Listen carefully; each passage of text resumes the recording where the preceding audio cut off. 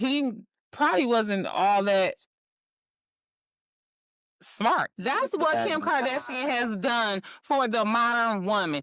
You can choose the color hair that grows on your coochie. Girl. Just like how we choose the color hair that grows on our head. We could put a wig on our head. We could put a wig on our coochie. Girl, you better not. Thank you, Kim. Shoot, you know what I mean? It kind of make it seem like she was the bad guy at first. Sure, like I almost feel like I know this as fact.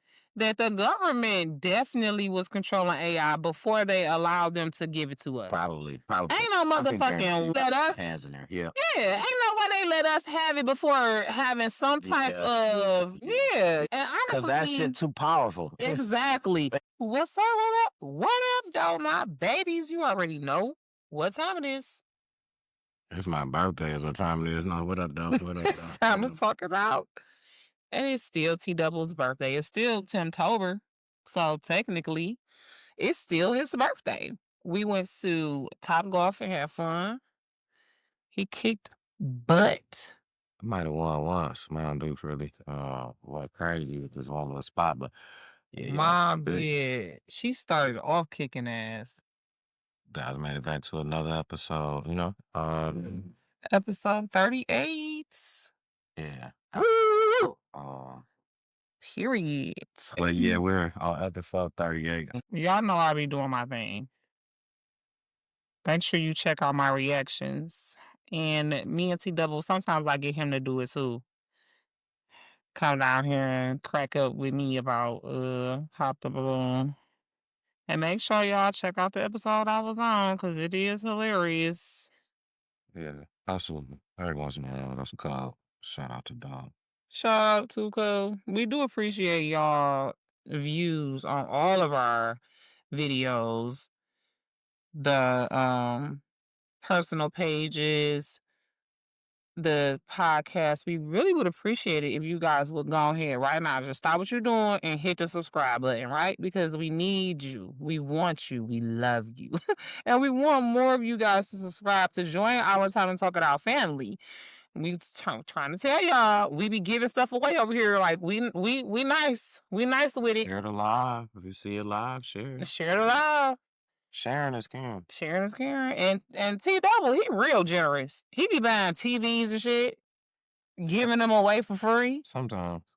I got one I want to give away now because it don't let me play the game like how I want to. I'm mad because I just got it and I'm just like, I don't even want this, but y'all might be giving it as a giveaway to our 100th subscriber. Somebody. Here on Time to Talk It Out's YouTube page. So stay tuned. Anything is possible. Anything and anything. Stay tuned, y'all. Absolutely. Stay tuned. Y'all know, excuse me. Y'all know we from Detroit. Period. So like, what up though? Is you cool? Shout out to them Pistons, man. Boy started the season off nice. Shout out to them Pistons. Okay. Go Pistons. Absolutely. We love y'all. We love our Detroit sports. Yeah, I know we repping it all every time. Yeah. You know we gonna rep here. That's what we gonna do. So. Yes, we are all about sports, travel, current events, you know, love, relationships, spirituality. Like, we are a well-rounded podcast over here. But one of our most joyous topics here on Time to Talk It Out is sports. It's the Lions. It's the Pistons. It's the Tigers. I'm even excited to see what the Red Wings gonna do. WNBA getting a new arena. Like we love sports over here, and we are a hell of a sports city. Sports just saying. Here, and we and the sports has just gotten better. So you know we got a lot of talent here in Detroit in our sports, Detroit sports. So yeah, be on the lookout. Speaking of, tickets is like $800-$900 if you want to go to a game. To the Lions game? Well, hell nah. The Pistons games ain't that high. Well, not right now. You know. So don't scare me like that. I mean, but they was getting there around the end of the season. They had all all the famous rappers and stuff pulling up. Matter of fact, shout out to those guys, man. They did a commercial with Payroll, man. Shout out to Payroll, man, being included in the Pistons commercial. Okay. Payroll Giovanni talking about Cash Doll best friend's husband. See, Absolutely. I be knowing who people is. Yeah, man. Shout out to Don't get it dog. twisted. Detroit Pistons working with dog to do a commercial. I thought Okay, that was that is pretty dope. cool. Payroll been around for a minute, putting down sounds for a minute around Detroit. Around the world. Honestly, So y'all know I don't really be listening to Detroit rap like that. I just started to really listen to Detroit rap, so I didn't even know. I just not found out who he was maybe like a year ago. So, but that's what's up. yeah, That's shout out to definitely my dope. dog. Yeah, Speaking of Detroit that was a good sports, move. before I forget, and it gets out of order, this is a good segue to this next thing I wanted to bring up. Kronk Gym is coming back. Did you know that? Absolutely, it's coming back. In the In November. Brewsters. It's And it's gonna gonna be be at 670 Wilkins at the Brewster Wheeler That's correct. Recreation Brewster Center. Wheeler Rec Center. Absolutely, yeah. It was originally in Southwest on Junction and McGraw. Mm. And then in 2020, it had made a bunch of different moves, just trying to keep it going. They had started like this after school program in a suburb or something like that. But now I think the guy who is spearheading this new grand opening, I don't think he's black, but that's okay because he is very much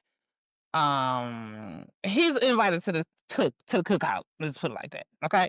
And he's keeping the traditions of Emmanuel Stewart alive and respecting all of that. So big ups to him. I'm excited about that. I might have to go learn how to kick somebody's ass. I mean, because I can street fight. Like, don't get all my life I had to fight. I grew up on the north end and the east side before that. Like the deep east side. But I need some, you know what I'm saying, training, like professional, you know what I'm saying, in case I got to knock a nigga out. And what better place to learn than Kronk Gym? As well as I know that that's very good exercise. It's like a Absolutely. full body workout when you fighting. So trust me, I know. Because last time I did it, I was sore for like 3 days. I'm like, girl, you was like 40. You can't be out here fighting. Yeah. That's a big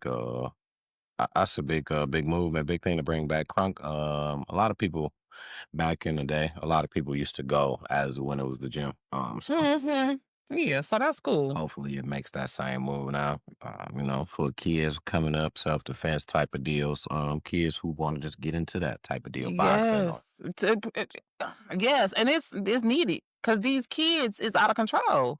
You know what I'm saying? Like we always talk about this, the YNs, the YNs, the YBs, but it's just like it's really getting out of hand. yeah, yeah. It's just you reminded everywhere you turn. So Like, did you hear about the 16-year-old who tried to rob the 40-year-old and they fought for the gun and the gun went off and shot both of them? yeah, yeah. Just ridiculous. But at the end of the day, leave people's stuff alone. Leave people alone.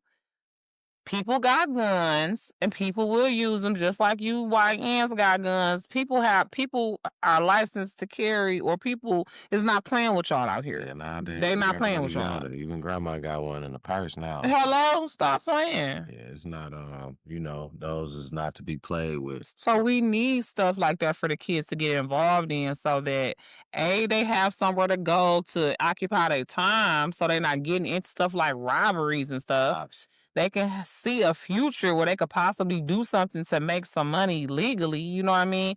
And two, they can feel like they can defend themselves without having to shoot all the time. You know what I'm saying? Because a lot of these young men really is just soft. I hate to say it, but they ain't had a fight a day in their life. They don't fight. They brothers don't fight. They uncles don't fight. They know get a gun. You know what I'm saying? Nobody really taught them how to take a fight. Like Pop said on Friday. You're scared to take an ass whooping. Yeah, You know? it's different. It's different. It's a lot different now. Yeah, everything is embarrassment. Um, Right? Like you're not gonna win them all. Just because you lose a fight, don't go get a gun, dog. That's cowardly shit right there to me. You lost, big deal. Get over it. yeah, nowadays it's just embarrassment runs it kind of runs the trade. People will turn down money because they don't want to be embarrassed. So Yeah, yeah. just to stay cool, to look cool, you know, stay of a certain, be looked at as a certain type, you know. So Status. it's yeah, it's definitely crazy, and getting crazier. But you know, Kronk is definitely, and a lot of stuff is coming back though, honestly. And I feel like, or if it's not coming back, it's being remodeled. It's giving, it's giving stuff to do. It's giving activities. Like the New center that just opened up. Forget the name of it exactly. Route C, the park. the whole. Ralph C. Wilson Park. Yeah, yeah, absolutely. It's like that's more stuff for the kids to do. Absolutely. They had a Um big grand opening Absolutely. I celebration. think they had somebody, I can't remember who was there. Somebody was there. Oh, like a celebrity? Yeah, Okay. somebody was there, I want to say, when it first happened. That's what's Can't up. remember exactly who, but yeah, stuff like that is cool. And you know, to keep it up, we definitely have to go. You know what I'm saying, to keep it running. You know, stuff like that needs people, heavy traffic through there. That's what funds those type of deals. So feel like, Mm-hmm. you know, Mm-hmm. use the resources that we got. When we got them, use that to kind of help out what goes on out here in the world, you know. So Mm. absolutely, big shout out to those things that's coming up, you know, in Detroit. Absolutely. Like, first I wanna say, to everybody, like, stop running from the police, bro.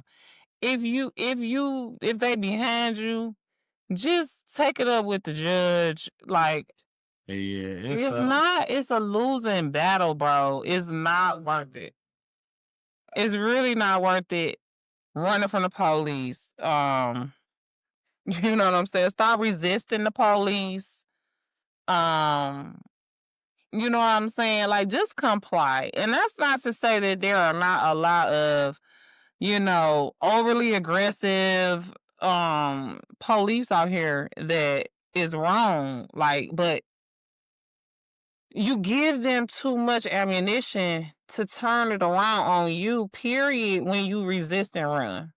And then this guy, no, I'm sorry, but I just feel like this was very idiotic. So God rest his soul if he died. I don't remember if he died. Forgive me to his family members or whatever, but it was just plain stupid for him to run from the police, park his car on the fifth floor of a damn parking garage in Southfield and then jump 5 floors running from the police. Like, sir. When I seen it on Facebook, right, somebody had seen it as it was happening and posted it in real time. And they was like, I thought the guy was like trying to commit unaliving of himself, dog. Not trying to run, you stupid. And he got caught anyways. Broke your leg, got caught. Like, what the? I thought you was talking about a lady from the east side. So that's kind of a reoccurring thing. Like it's happening over and over again. She ran from the police, She was her shot car up. was facing the officer. She and the other officer shot her in the arm. Now he's facing He's about no because suspension and all this other type of no, stuff. he's Like, finna get charged yeah. because the chief of police came back after he investigated the body cam footage and said that that cop was wrong. Yeah. First of all, he was relatively a new cop, so he probably wasn't all that smart. Or you know what I'm saying? Like he wasn't all that versed on the rules, should I say, of what he really could and could not do. And he they the guy the Lord forgive me, y'all, I can't even talk. Better, the police chief said that he violated like 3, 4 things. He fired and they gave it over to the Wayne County prosecutor because he had no business. First of all, you ain't supposed to shoot at a moving vehicle. You ain't supposed to box nobody in like that. It was like 4 things that he did wrong. I don't know exactly, but I'm telling you just what. sit to the side and let your partner get ran down is crazy. What was he supposed to do? Let the man get ran down? But see, I don't think that's really what happened. When the when He the was on the way to trying to get away from him. Is when from the the story. when the chief of police looked at the body cam footage, that's not what happened. He's lying. And that's why he's fired. And that's why he's finna go this stupid ass to jail. And that's why hopefully that lady gonna be able to sue DPD. Because it's not never that serious because what? She was driving without a license? I mean, without a license plate on the back of the car? You ain't even supposed Yeah, to. the whole idea came from it was supposed to be her trying to flee. I don't know. And I had no license. I didn't say that. Did you read the story? Absolutely. So then, what am I missing? It's me totally. I'm just saying that's where the whole idea came from. That why he drew a weapon is what I'm saying. That was just the whole idea of it. Of her. But the thing is, they wasn't even supposed to been pursuing her no more. Once she fled, it was something in it. One of the things that they said that he violated was that it shouldn't even have been still going on. I didn't see that. I didn't see, But yeah, no, just the thing was, if that was the case, that's what I said. You just I didn't know what he was to do, to sit aside and but then the other officer is okay for chasing another dude and he jumps off the bridge. Like, I'm not. Nobody said is that? okay. I'm just saying nobody is okay with. And you. There's certain things that you're not supposed to chase over, and if it's not, I mean, I'm just telling you what I read, and I mean, either way it go, they weren't supposed to shoot at her car. Is she gone? She got away. You ain't supposed to shoot at a moving car. I'm about to read got the away. part. How if he right here? She not gone if he can shoot her from right here. He didn't shoot her from the back of the car. Bettison said the officer's conduct violated key policies, including the ban on pursuits for nonviolent offenses. You weren't even supposed to chase people. It's been too many crashes. Let them go. Get them later. You're not supposed to chase them, period. That's what I said about dude. So that means he was wrong for chasing dog. Yeah, I never said he wasn't, but he was stupid for running. If you don't run, they don't gotta chase you. I mean, but if you gonna run and they can't chase you, why not? You know what I'm saying? Hey, listen, I'm gone. Why Anyways, not? Why not? the prohibition of boxing in vehicles and the rule against shooting at moving vehicles unless there is an extreme threat to life. And he seen the video. It apparently wasn't no extreme case threat to life. She was gone.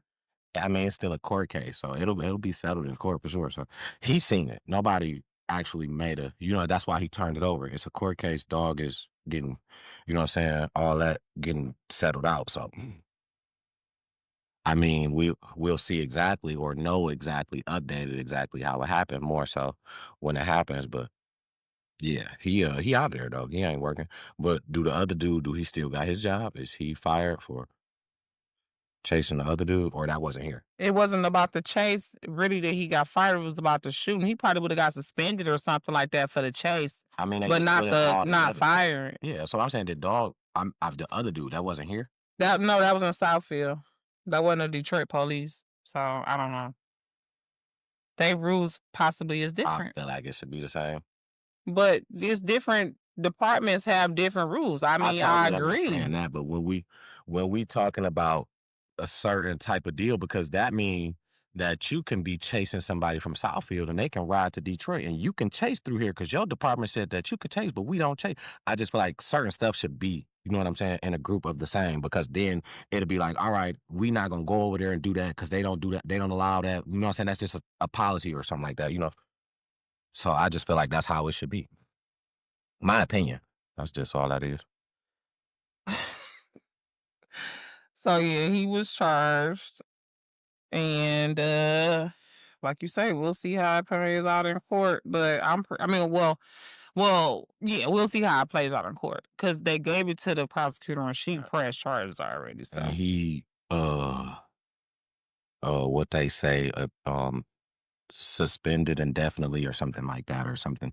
So yeah, he's going through the process, and I'm sure that it ain't even gonna be a thing that's gonna probably come out like that. It's something that you really gonna have to go and try to find out what happened, because I just feel like they don't really want to just throw that bad light on the police all the time, because then And it it seemed just like mess with it's people. been a lot of officer shootings And I feel like you don't really get a lot of the updates.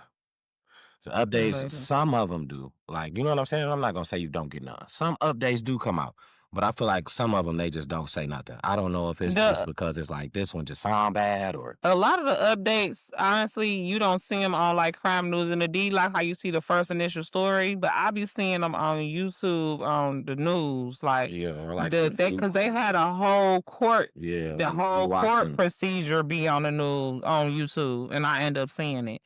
So that's how I end up getting the update, but it don't be as loud like you say, or as out, you know what I'm saying, as the initial story.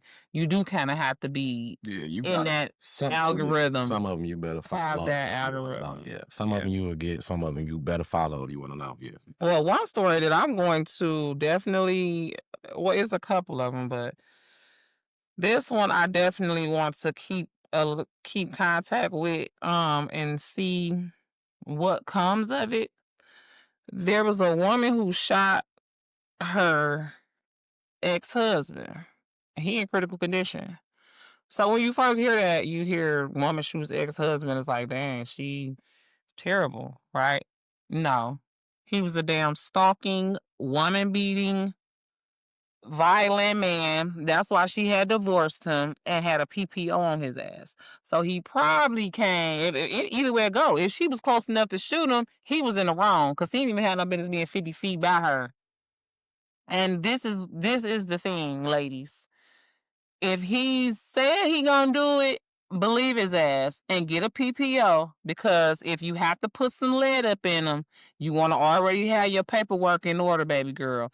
Don't have to. She ain't even charged, okay?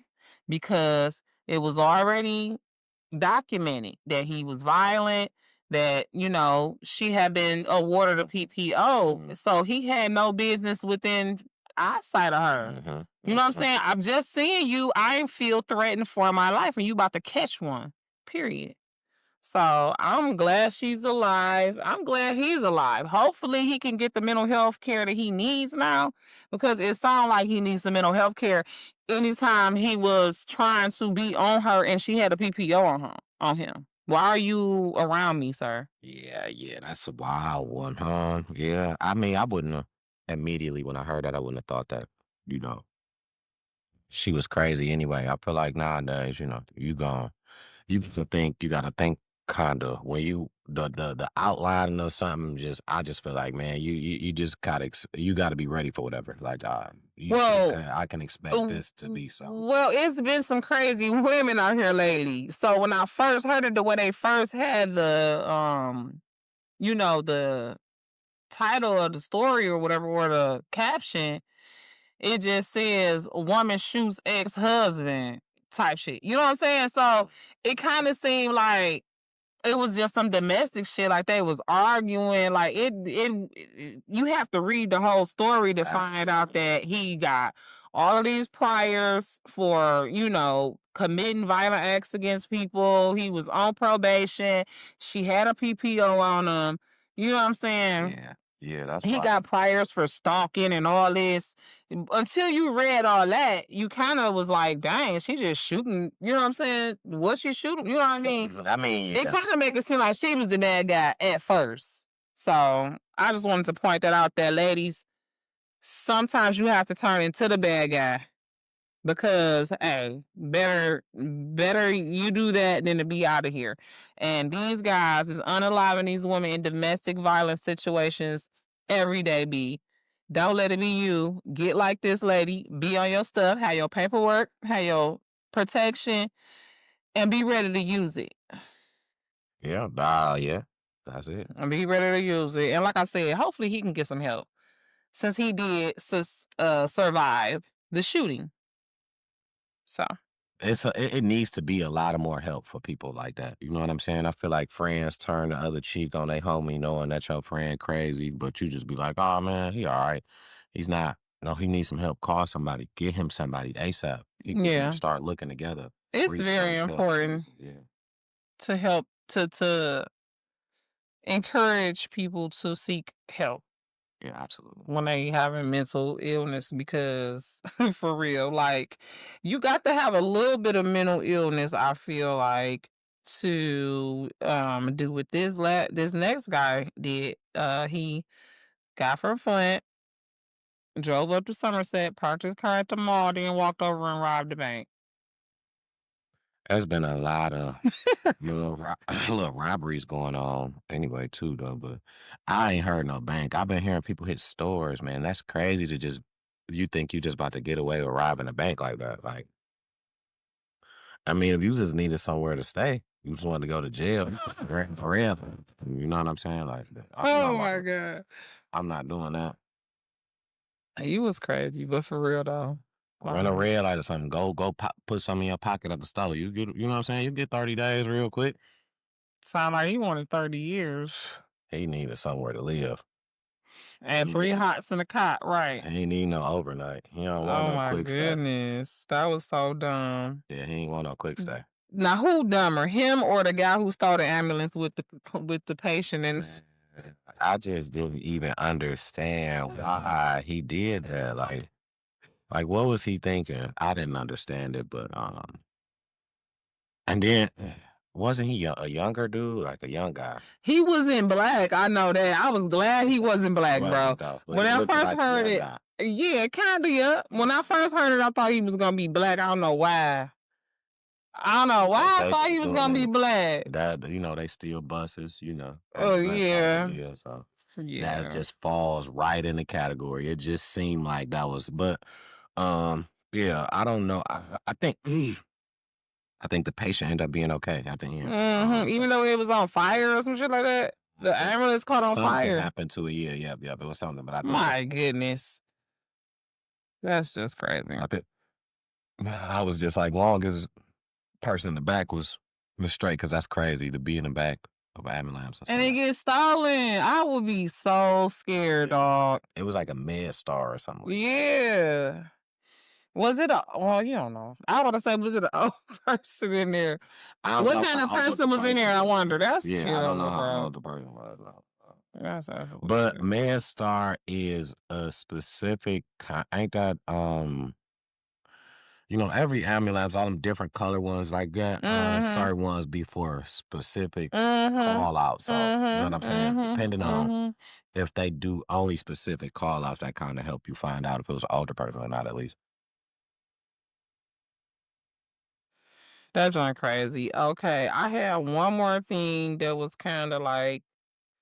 Now this is all of this stuff, y'all, is alleged. These people is innocent until proven guilty. Yada yada yada. You'll see the disclaimer later. But this last thing is really disturbing, honestly. But I'm not, and I want to I need to fact check it because I don't really know. I didn't see it on the news, but I've seen it on everybody in the neighborhood, or everybody in Detroit is talking about it on Facebook. Where this girl, her name on Facebook is I Love You Erica, apparently showed up dead on her mama front porch. After a date night, it's just multiple stories right Have now. you seen a news story about it? I went Have anybody into shared a news story about it? no, I seen the actual post that was like from, because I was trying to find, I think I did click her page. I clicked her page. And I just seen some stuff that was just being shared. Yep. And it was like an update where somebody said that the update that she was on the porch like that because she had overdosed. And then I'm just like, it's just, this story is just it's everywhere, so it just led me to feel like since I don't know, I was just gonna wait until I found out a little bit more, because I tried to do a little digging, but it was And just, that's what I'm like, saying. it was just like a lot of space, empty space. That's exactly what I'm saying. See, because and I don't like that. You know what I'm saying? It's all over, people's personal statuses and stuff, but I'm not seeing no, like, where's the TMZ story? You know what I'm saying? Like, not for real TMZ, but you know what I mean? Like, where's the proof, the receipt that is true? Which, I mean, I guess I believe that she is apparently unalive, but, Y'all having us thinking it's like some type of weird serial killer out here leaving people on their parents' porch when the girl possibly, passed away by mistake. You know what I'm saying? That's all I'm saying. Like, it's terrible either way. God rest her soul. Rest in peace. I love you, Erica. But like, don't have us paranoid. You know what I'm saying? That it's imminent danger to the community if it's not. So that's all. I was like, dang, I wasn't able to confirm that. So if anybody knows of a news article that or a video or an article that's talking about that I love you, Erica, lady ended up passed away on her mother's porch, please link it to us or um to our Facebook page, please and thank you. Yeah, I seen that a little bit. Yeah, I was it was crazy. I think it was just something about a story, or she was just posting the night before or something like that. That I seen the one that I love, the last one that kind of really just stood out because everything else was just kind of a blur. But She had went to go get something to eat or something like that, right? She had a good looking smash burger. I seen it too. I went on her page. said something about some drinks or something before she drank. She was Mm-hmm, about to go mm-hmm. and get drinks after that. Exactly. She was like, I'm about to eat so I can drink. Very familiar, Jinx. Yeah, But no, I rest in seen. peace. Yeah. That's what I seen. Rest in peace to her. And our thoughts and prayers are with her family. I heard she had children. She was obviously somebody's child. So God bless her and her family. On a lighter note, Yeah, absolutely. we got a Timberland store coming downtown. You heard that? November 15th, I think it opens. Okay. See, I know all that. November 15th and the 16th. I think they're doing like some big little grand opening stuff down there. I just want to see the boot that's gonna be outside. I don't know if it's already there or not. It almost looks like it's there at least, but I haven't seen it. I just want to see the boot that's gonna be outside. Um, I guess it's supposed to be the first actual standalone Timberland store or something like that. Um, Ever or in Michigan? period. Oh, I okay. think it's the first actual standalone ever. Yeah. That's what's up. Like So they all be like in malls and shit. I want to say that's what I want to say. I'm not Mm-hmm. too sure about that. You know, if you guys want to fact check me and then bring it back, do that. But Keep it cute. I want to say that that's the I want to say that that's the only one, the only one. But which Detroit is like that. Y'all make sure y'all ain't leave this Timberland store alone, man. Y'all don't need them that bad, man. Y'all out here stealing First these of clothes to get fresh, man, and don't be stealing from Timberland, man. first of all, it's downtown, so y'all better know the police is on your ass. If you You try gonna get it, caught. you Regardless, you gonna you get caught. caught. You already caught. You good as caught. As soon as you think about doing it, so just don't do it. Yeah, I don't care how far away you got, you caught. Yeah, that's how I got you caught. Mm-hmm. But Because cameras everywhere. They're going to find you. yeah, that's a thing, I guess, that people doing. Taking the hidden the stars, taking the clothes. And I was just saying, it's Hitting the stars, clothes taking the is what clothes. we got down to. But I guess that's, somewhere somebody got to do something there. Somebody thinks that that's a part of their hustle. Stealing. Yeah, so I just feel like that's not the way to go, but Bum mentality it's is to each his own. lazy and bummy. If you gotta steal from somebody else, you're a bum. I don't care. And I don't even want you to subscribe to my channel. I don't like thieves. So anyways, You can subscribe to my speaking of channel if you thieves, steal. I don't even give a fuck. I know You can I'm straight. subscribe to my channel. Just make sure you watch all my I'm make sure you watch all my videos and make sure you leave comments and shit. Cash me out. I don't care about my thing is I all can't. money ain't good money. Yeah, I can't stop you from stealing. That ain't. I don't. That hey, to each his own. You won't never be able to be around me. All money But ain't good saying money. you not So gonna watch my I'm page straight. is I'm not gonna say that. You can watch mine. Hey, I'm here. You can watch mine. Hey, you steal. I don't. I want you watching my shit. You No, steal. no, bye. Bye. See you later. Bye. I'll see you. Go watch Trump. Speaking of thieves, Trump has appointed.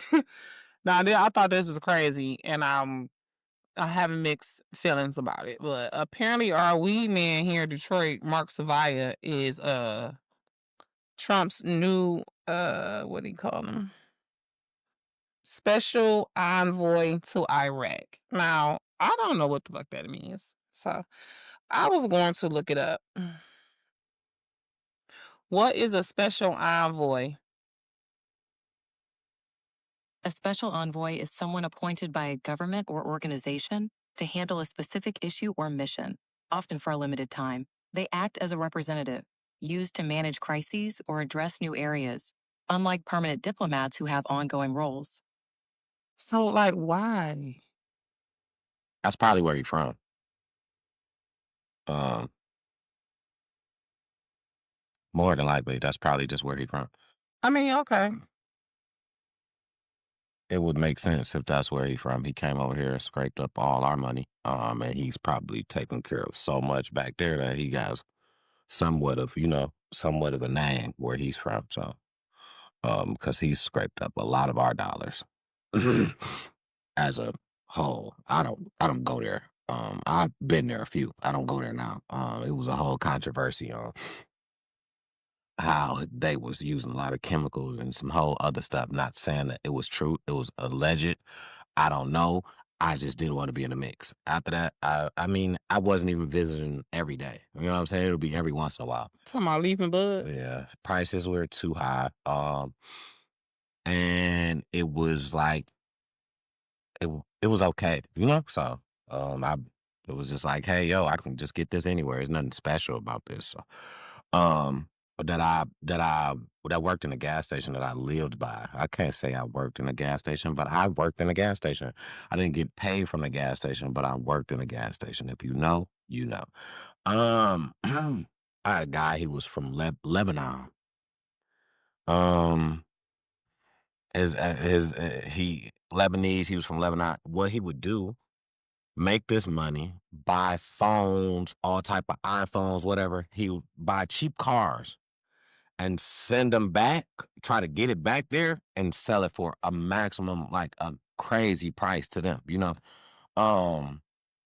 So I can believe that soon as because I seen that too, but I didn't go no farther into it because I was just like, what is he gonna do? Like, you know what I'm saying? What do you want from over there? Like, you know what I'm saying? So I don't know. Maybe it's just good for him to represent for a minute, give you a good look. Maybe. I don't really know. I don't really get into the politics too deep.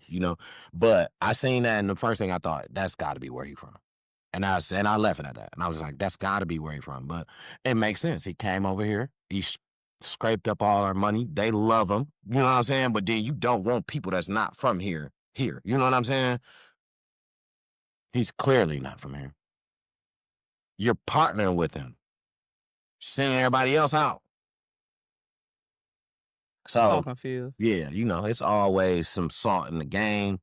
There's always some type of dirty stuff going on. It's just you gotta kind of see what it is. Yeah, oh yeah, you better know it. You know he paid for that. Period. better know That's it. what first thing I thought was he paid for it. You better know it. You better know it. That's the first thing I thought. Because And why is the president teaming up with a weed salesman? You might as well say, you feel me? Like, come on. our weed man, like I said, Detroit's weed man is now the damn special envoy to Iraq, Yeah, so appointed by Orange Head. I mean, it's just the thing, like when you start to see certain stuff happen, whether you want to believe it or not, yeah, believe it. Believe it. Kind of like the sports betting deal. You don't want to believe that it's rigged and all.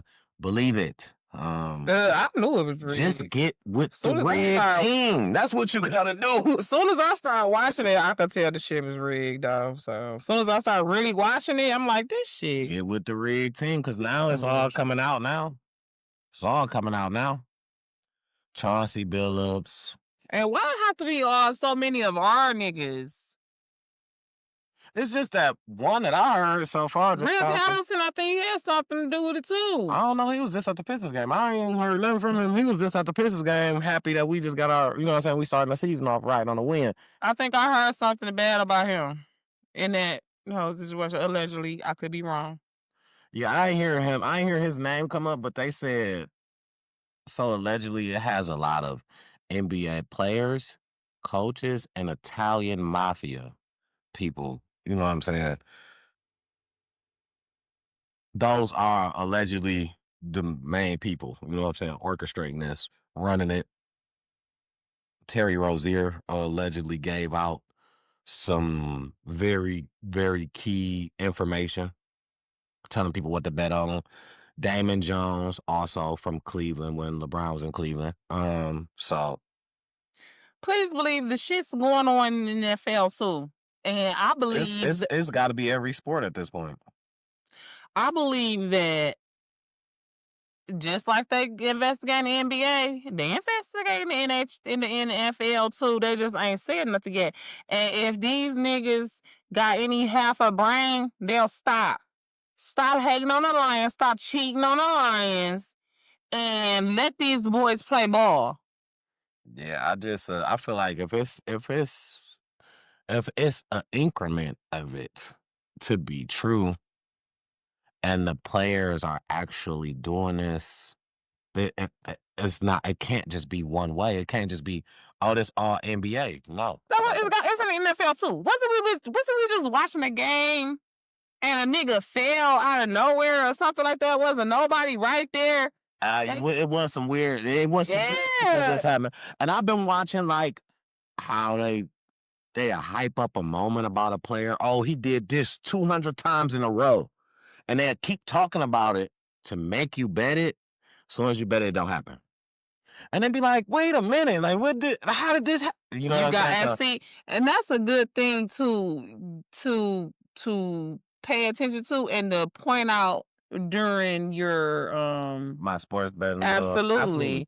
And to remind people, like, you have to not only watch sports to watch sports, but because we dealing with what we're dealing with, you got to listen to the commentary. You got to watch the shows, the news shows. Listen to what Charles Barkley and what's the white boy, that's the football guy. That played forever and now he talk and he boring. You talking Tom Brady? Tom Brady, listening to what those guys are saying in the commentary. You don't listen to somebody who's a player. And like I feel like I ain't gonna say everybody got a script. I'm not gonna say that. So what I mean by rigged, everybody ain't playing a part in this. And I feel like the main part is putting the higher people in the harder positions. It's restrictions on what you can do as the person calling the shots. Don't let this happen, and don't let that happen, and don't let this happen. And you got to go and kind of do it without kind of telling the people, like, you know. So I feel like that's what creates angry players. They just mad at their whole team. Like, I got to get away from here because they not using me like how I want. And they go somewhere else and shine. And they be like, you know, that was a whole scheme because they hyped you up so much. You know what I'm saying? They had you all hyped up. They made so much money off of you. Yeah. Go ahead, go somewhere else. You know what I'm saying? Vegas made money off of you is what happened. You know what I'm saying? The Italian mob. So, yeah. Wow. That's crazy. And I feel like if this come out to be true, and they go down for this right here. That's messed up. I really listen. I really think a class action lawsuit come for us sports bettors because we need our money back. Okay, I am not playing. Real though. We need our money back. Y'all made millions of dollars. You know what I'm saying? So listen, billions, I'm sure. Yeah. So as a half of a sports bettor that I am myself. I kind of was around during that time. I didn't bet a lot on basketball, but they keep history. You better know they know how much money you spent, how much money you made, whether it was online, whether you pulled up and used your car. They know it. So my thing is, hey, if you can go back and see that, long as I was betting on basketball, I don't care who I'm betting on. I don't care if they was cheating in the NBA. Give me some money back. Run me at least something. You know, just like calculate a nice little $1,000 for everybody, from 2,300, 2,500, something like that. Give us a stimulus. Yeah. That's a stimulus package. You put it in ChatGPT? Now, what? I shared this when I saw this scrolling on just Google. Mm-hmm. And I shared this to my page because I was like, I gotta be next. Their AI is also another thing that I feel like is in a minute it's gonna be taken over by if it's not already. Because they have Taken over by who? the government. Because they have an AI thing where it creates parlays for you. You can't do it off Chat GBT. You have to download this AI and it's a specific one.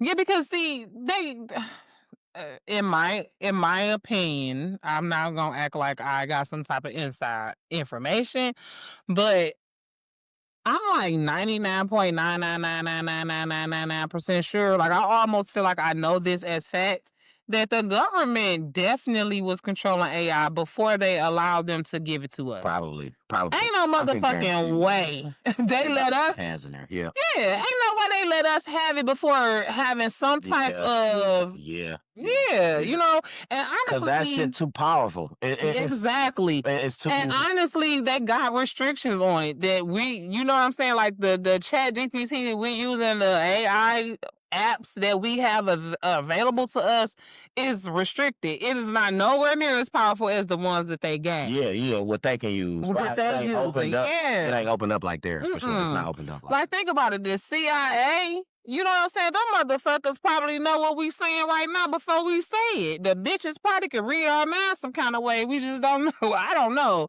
Because the way this algorithm shit go and how they can figure out, you know, what you was just talking about, even if you ain't using your phone type shit. And it's like, I feel like it's been times where I'm not playing, y'all, and I'm not playing. There have been times where I literally did not say the shit out loud. I swear to God, all I did was think about some shit. And then next thing you know, it was on my phone. Yep. That shit's spooky. Or thought something and went to your phone and was about to type it in. I'm talking about don't even get through the whole first word, but it could go a whole question you got to ask. Like, that shit crazy. That just happened to me probably today or yesterday. That shit's spooky, yo.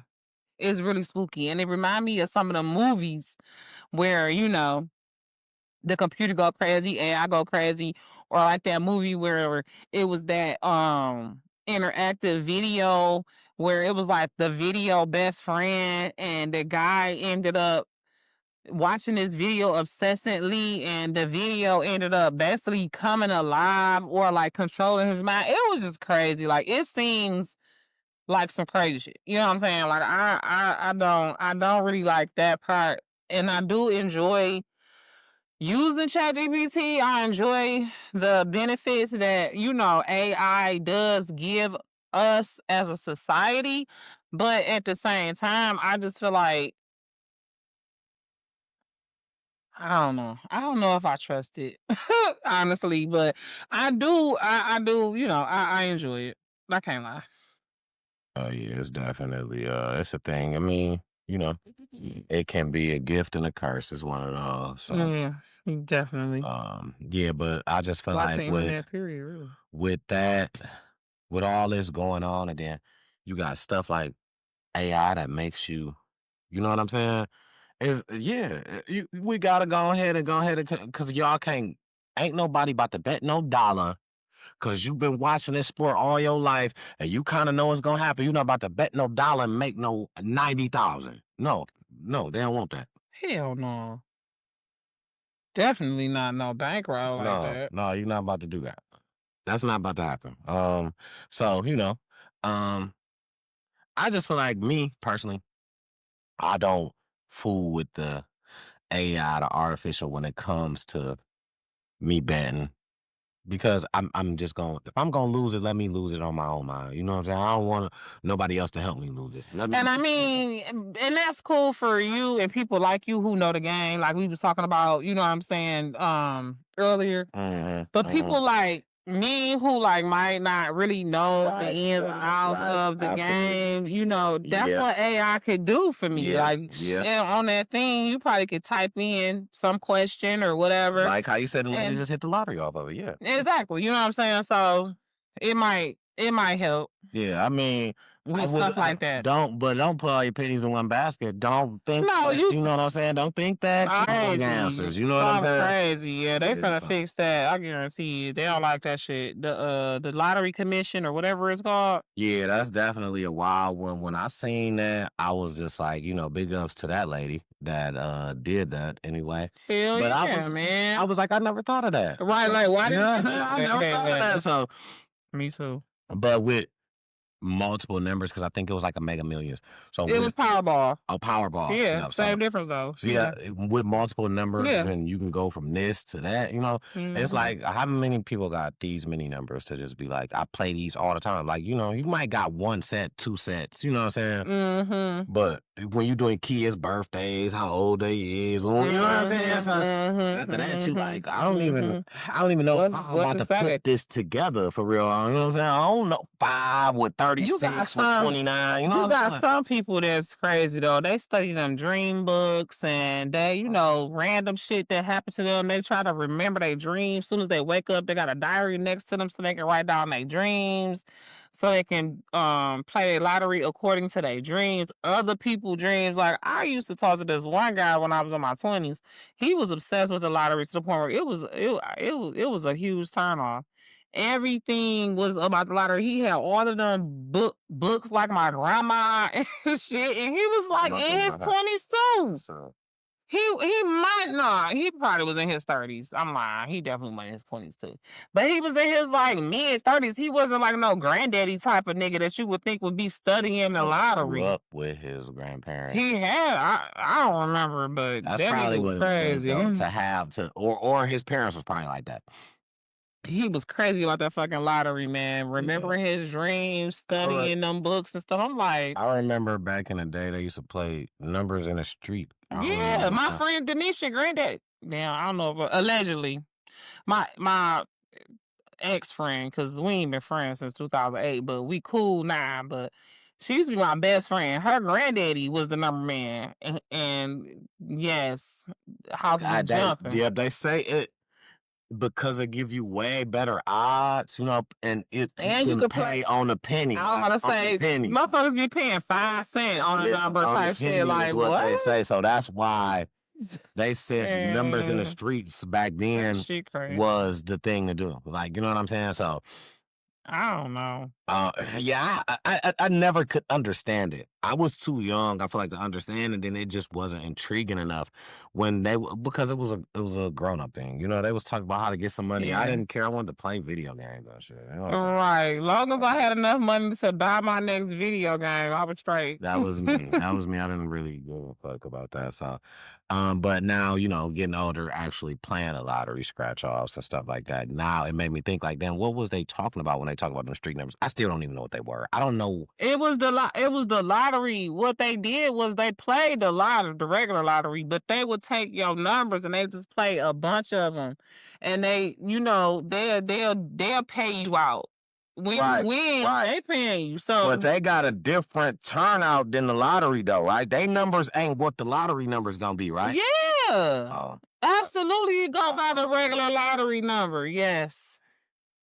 I was so lost. Yeah, I was so lost. They go by the regular lottery. And I think basically the last time I actually heard about it, I was an adult. And the person who explained to me, he like, the more money you spend, the more chance you guaranteed to win. He like, shit, say you come in with like $100. He like, that gives you a great chance to win every time you do that. He like, I ain't saying you gonna hit every night, but I guarantee you if you did it 7 nights, you gonna hit 4. You gonna hit 4, probably lose 3. You know what I'm saying? But how can he say that when the number is gonna be the number? How do you? That's what I'm saying, because you get paid out for something different. It's like, I don't know. Like, if y'all know street numbers, listen. Because okay, I couldn't ask my granddad. You know what I'm saying? I couldn't ask him. So if y'all just happen to been around and y'all was able to ask y'all parents, grandparents, whatever, about street lottery, or if you know about street lottery right now today, I want to know, how does it go? Like, because is it the way that he explained to me? The more money you spend, are you guaranteed to make more money? I mean, are you guaranteed to win? Or is it like hey, it don't matter how much you spend. If you just don't hit, you just don't hit. I don't know. How does it go? Explain that to us. For me, personally, I need to know because I just, it was something I always wanted to know. So I just need to know. I definitely need to know. I think I know. And I don't. I ain't gonna lie. I think I know. And I think that it's just regular. The only difference is that you don't have to go to the. See, people told me that it's not even regular because they like, you don't got to play lottery to play street numbers. That's what I'm trying to talk. That's what I'm saying. You not playing the lottery. You playing street numbers. They're going to go play the lottery, though. You see what I'm saying? Like, they're going to get the money from the lottery because they're going to play the lottery. Like, if you playing 5 cents, right? And they got 5, or 10 other people that's going to play 5 cents, or somebody else going to play 10 cents or whatever. You know what I'm saying? They get into where they get 50 cents to go put 50 cents on this number. You know what I'm saying? One number. Exactly. Oh yeah, no, I'm not doing that. I don't know nothing about it. I'm not doing that. If that's and then those people who win, see, because here's the thing: if you come put 5 cents on a number, right, or 10 cents or whatever, and don't nobody else, I guess, let's say, don't nobody else put nothing on there, because you can't put, the smallest I think you could put is 50 cents. So 50-50, I think so. I think it's $1. You can do 50 cents straight, 50 cent box. Okay. I play my grandma numbers every day. Okay. So, but at the store. So, but what I'm saying, 50 straight, 50 bucks. That's on the same ticket. Yeah, you could do it 50. You could do a 50 cent box on one ticket and don't do it straight. You know what I'm saying? Because box, you in any kind of way. Or you could do it 50 cents straight and don't do a box. Or you could do it, like you said, 50-50. Or you could do a $1. You know what I'm saying? I thought the 50 was the minimum, and you had to do it to where one ticket was $1. That's what I thought. I don't play lottery, so I don't know. So 50 cent is the minimum bet. So you can go to the store and play your number if you got paying 5 cents. But that's what I'm get a couple more cents and go. But they don't want to. But that's what I'm. But you got to think about really who plays street numbers. That I know. Seen older people doing it. That's what I'm talking about. So think about the difference between 5 cents now and 5 cents back then. You know what I'm saying? It still could be a lottery ticket. It couldn't get, but this is what I'm saying. That's the whole point. The number man got money. He can go to the store and pay the 50 cents. You pay him. Picking the number. You picking the number, or is he picking it? You picking the number. He gonna put all your numbers in. You know how the man goes to the store. I thought he picking the numbers. I thought you just like, shit, I'm gonna put my money on what you, because you the number man. So you take your numbers to him like you take them to the store. And he take your numbers to the store. So he gonna put some money on your number. So once your shit hit, he taking some off. Okay. Yeah. And he gonna pay you out. And if your shit don't hit, you just lost your 5 cents to him. That's how he make money. Oh yeah, see, I knew nothing about this, and so I guess I guess it is. So you spend more money, the higher that actually is that. The more money you spend, the higher chance you got, because the more money you spend, the more numbers you get to pick. I mean, well, yeah. Yeah, you have more higher chance of winning. I mean, because nothing is guaranteed. That's right. That's right. Because you got the ability to put more numbers in, but if all you dealing with is 25 cents, you can't put shit but 5 numbers in. Just but when you like shit, if I go to the store, I was only gonna be able to get this one number in. You wasn't even gonna be able to get my one number. Man. I go. Let's say you don't. You know what I'm saying? I go to the store, I can only get this one number in. Mm-hmm. I go to the number man shit. I can break these bitches down to 5 cents a wop. I can get all my shit in. You know what I'm saying? And I might hit. I'm not gonna hit as much. $60, $70. You know what I'm saying? I'm not gonna get the whole 500, but I get something. I'm gonna get because I get my numbers in. So where I can get enough money to next time, fuck around and go to the store and pay my numbers. Right. So don't let me get that. Don't let me get $40, $50. Shit, I only pay 5 cents. You know what I'm saying? So don't let me get $40, $50. Shit, nah, shit. I could play with him. And stuff. You know what I'm saying? Shit. Next time it's on. So I guess that you know what I'm saying? I guess yeah. But I was totally lost as a youngster though. Yeah, I don't believe in gambling though. I don't believe. I ain't gonna say that. I believe that gambling is something. Really, I don't think it's a good thing because it's addictive. It's a game for me. So. But just let me. This just because when we talking about stuff that's like scientific, we can't just say for me. Yes, everybody has your own. What you can now, when you do talk about stuff that has, it because it breaks down to over this and over that. Somebody has to fall in the category of, and I feel like what people leave out when it's a this or a that.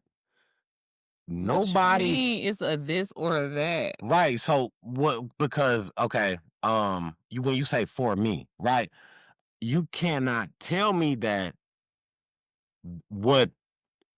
because that it's a statistic of these many gamblers and that not many gamblers that you are more. You can't tell me that because what about other? Nobody speaks about other. But the thing is, it's personalized for a person. Everything is personalized for a person. It's what you like and what you don't. So yeah, that is for me. Like that's but from my understanding, that's not.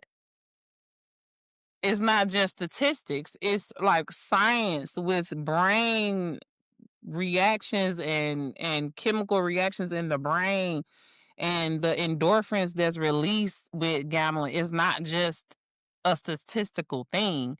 It's been studied and it's neuropsychological that gambling is addictive. It's not just because they counted the people. Yeah. But I mean, it's something that you really, that you have to really get into. The more you do it, the more susceptible to becoming addicted to it you are. It's just like any addiction. Just like if you keep it in moderation, you're less likely to become addicted.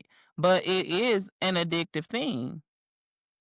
If that's the case, pretty much almost anything can be working, can be addictive. I mean that anything can be addictive, absolutely. At a point where you feel like you have done it so much that you need it, anything can become that. Okay. Well, anyway, next, because I don't really got nothing else to say about. I mean, because that's just, yeah, right. Because anything can become. You can be driving and be like, I just like driving so much, I'm just gonna get on and drive nowhere. Anything can become addictive. Anything. But there is a spirit behind gambling. There is a spirit behind gambling. No, it's people that can't control themselves. It's in the Bible that there is a spirit behind gambling. I forget the name of it. It's the god of luck. It is a spirit behind gambling. That can't control themselves behind gambling. Because that's crazy, right? Because with self-control comes with everything. It makes anything better. I started FanDuel when FanDuel started. I probably bet like the first, I'm gonna say maybe the first like year, and just was like, all right, now I'm straight on betting for a minute. Downloaded all the apps when they started giving out the promo bonuses for the Super Bowl when the Rams was in it. That was like 20 something when the Rams was in the Super Bowl with Odell Beckham. Downloaded it back to get all the free promos. Erased half of what I downloaded to keep to one of them I don't even bet on, period, unless they give me something free. And I'm never betting. I just went I didn't even do a bet yesterday, period. Like, like I feel like an addiction is different. Like I would have to do it. I'll be like, damn, I need to But that's scrape what up I'm some money. saying. I'm not saying you're addicted. I never said you was addicted to gambling. Did I say that? Did I? No. But you said I can't, because you said I can't say for me.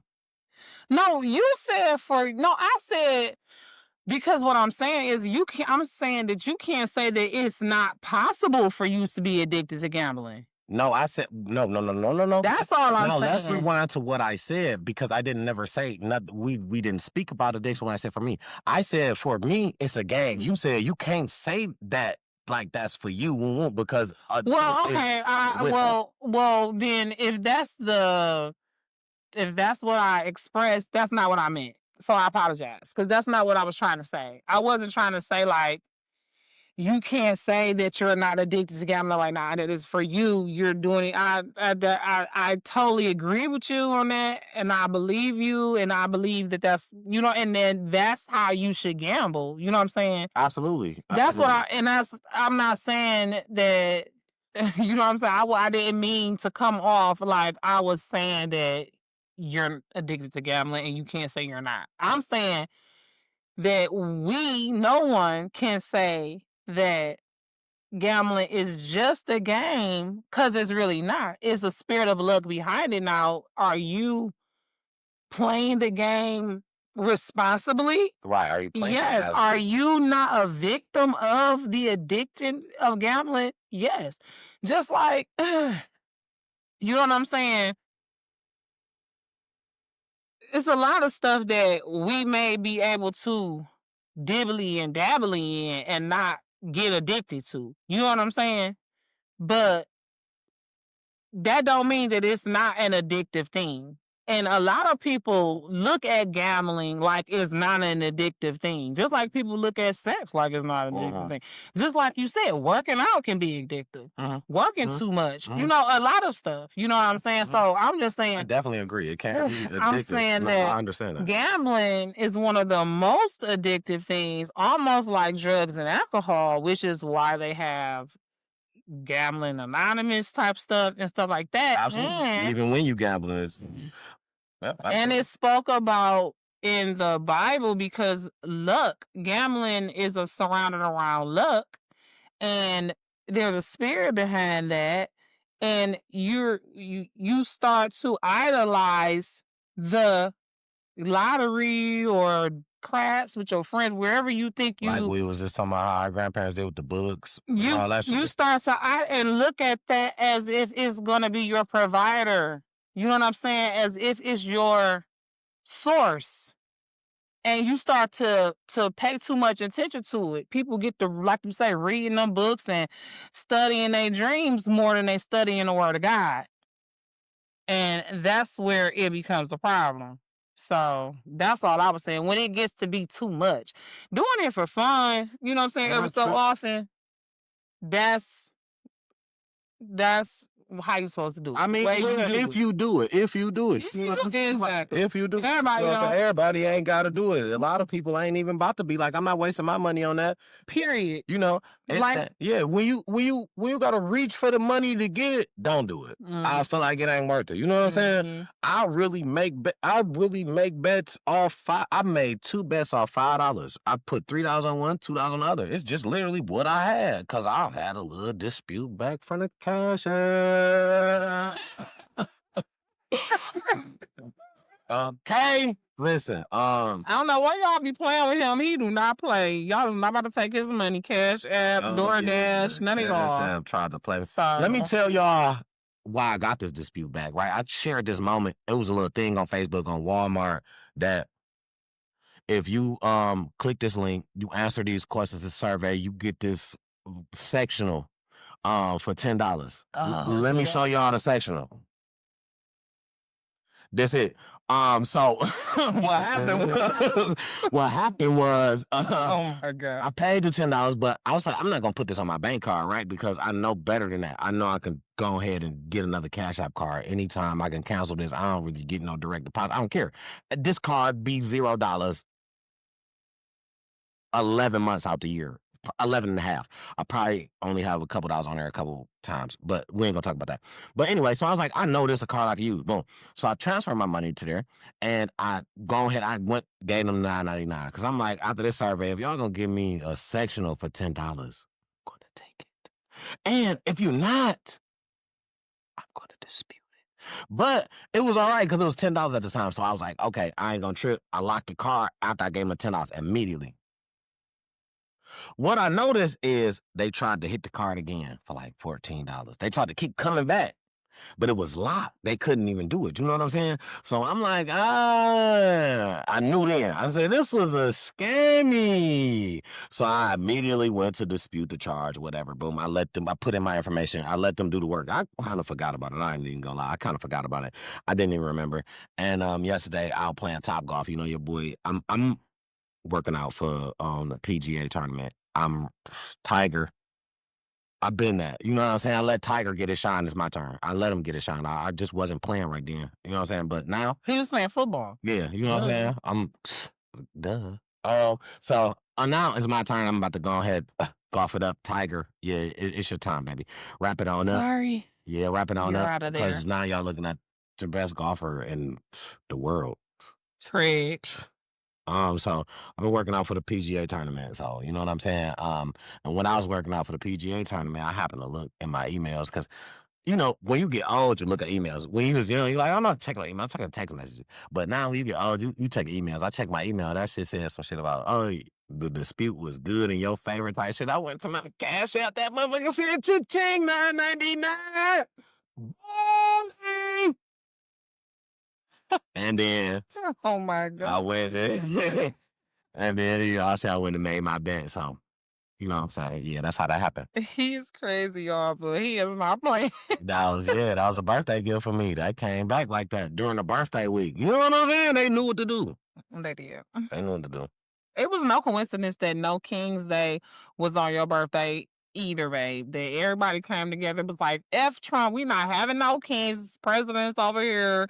We is the democracy. And, you know, I thought that was cool that they stood up for, but I heard it wasn't a whole lot of black people there, though. Yeah, and then I seen some stuff he tried to say about it. He tried to really just make fun of it. Of course he did. Of course he did. Of course he did. And I'm just like, why are you battling with us instead of? And I understand you can't make peace with everyone. That's not a thing. It ain't no way that everybody is gonna like you. I totally understand that, right? Why do you want to battle with us so bad, though? You know, that's what I don't understand about him, but it's probably something I never understand. So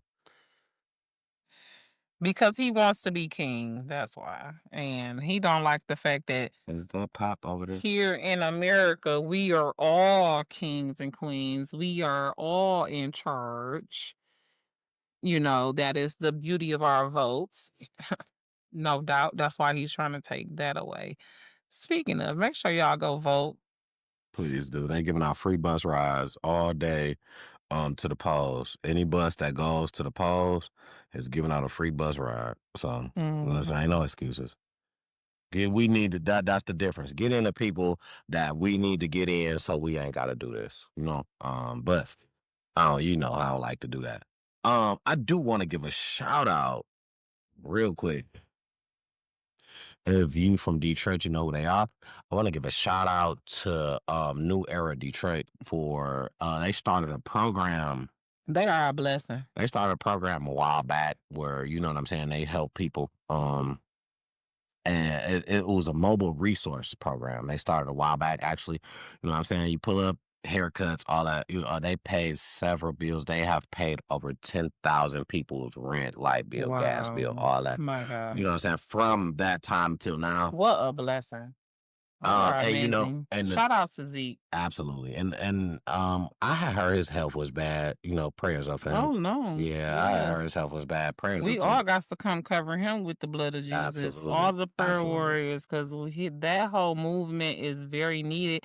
And I know he'll be safe and everything. He'll be healthy, but it's a blessing that I believe that it goes deeper than him. So I believe, God forbid anything happened to him, it was still go on. His Absolutely no. legacy Yeah, is absolutely still no. go He on his in the name will era of still Detroit. live. Because, it's a new era movement. There are new era chapters in lots of states around the country from New Era, started here in New Era, Detroit. Absolutely. So, Absolutely. yeah, that's Absolutely. dope. And So, God bless him and his family and everybody involved with that movie. yeah, it's been, they've been making big moves. Yeah, That's just proof that, people ain't just talking here. People are actually putting foot to the ground to help. You know what I'm saying? And it's appreciated. And the thing is, a lot of people don't know. Listen, follow these guys. Find a way to get in touch with these guys. Get in the help, program. You know what I'm saying? volunteer, Yeah. donate.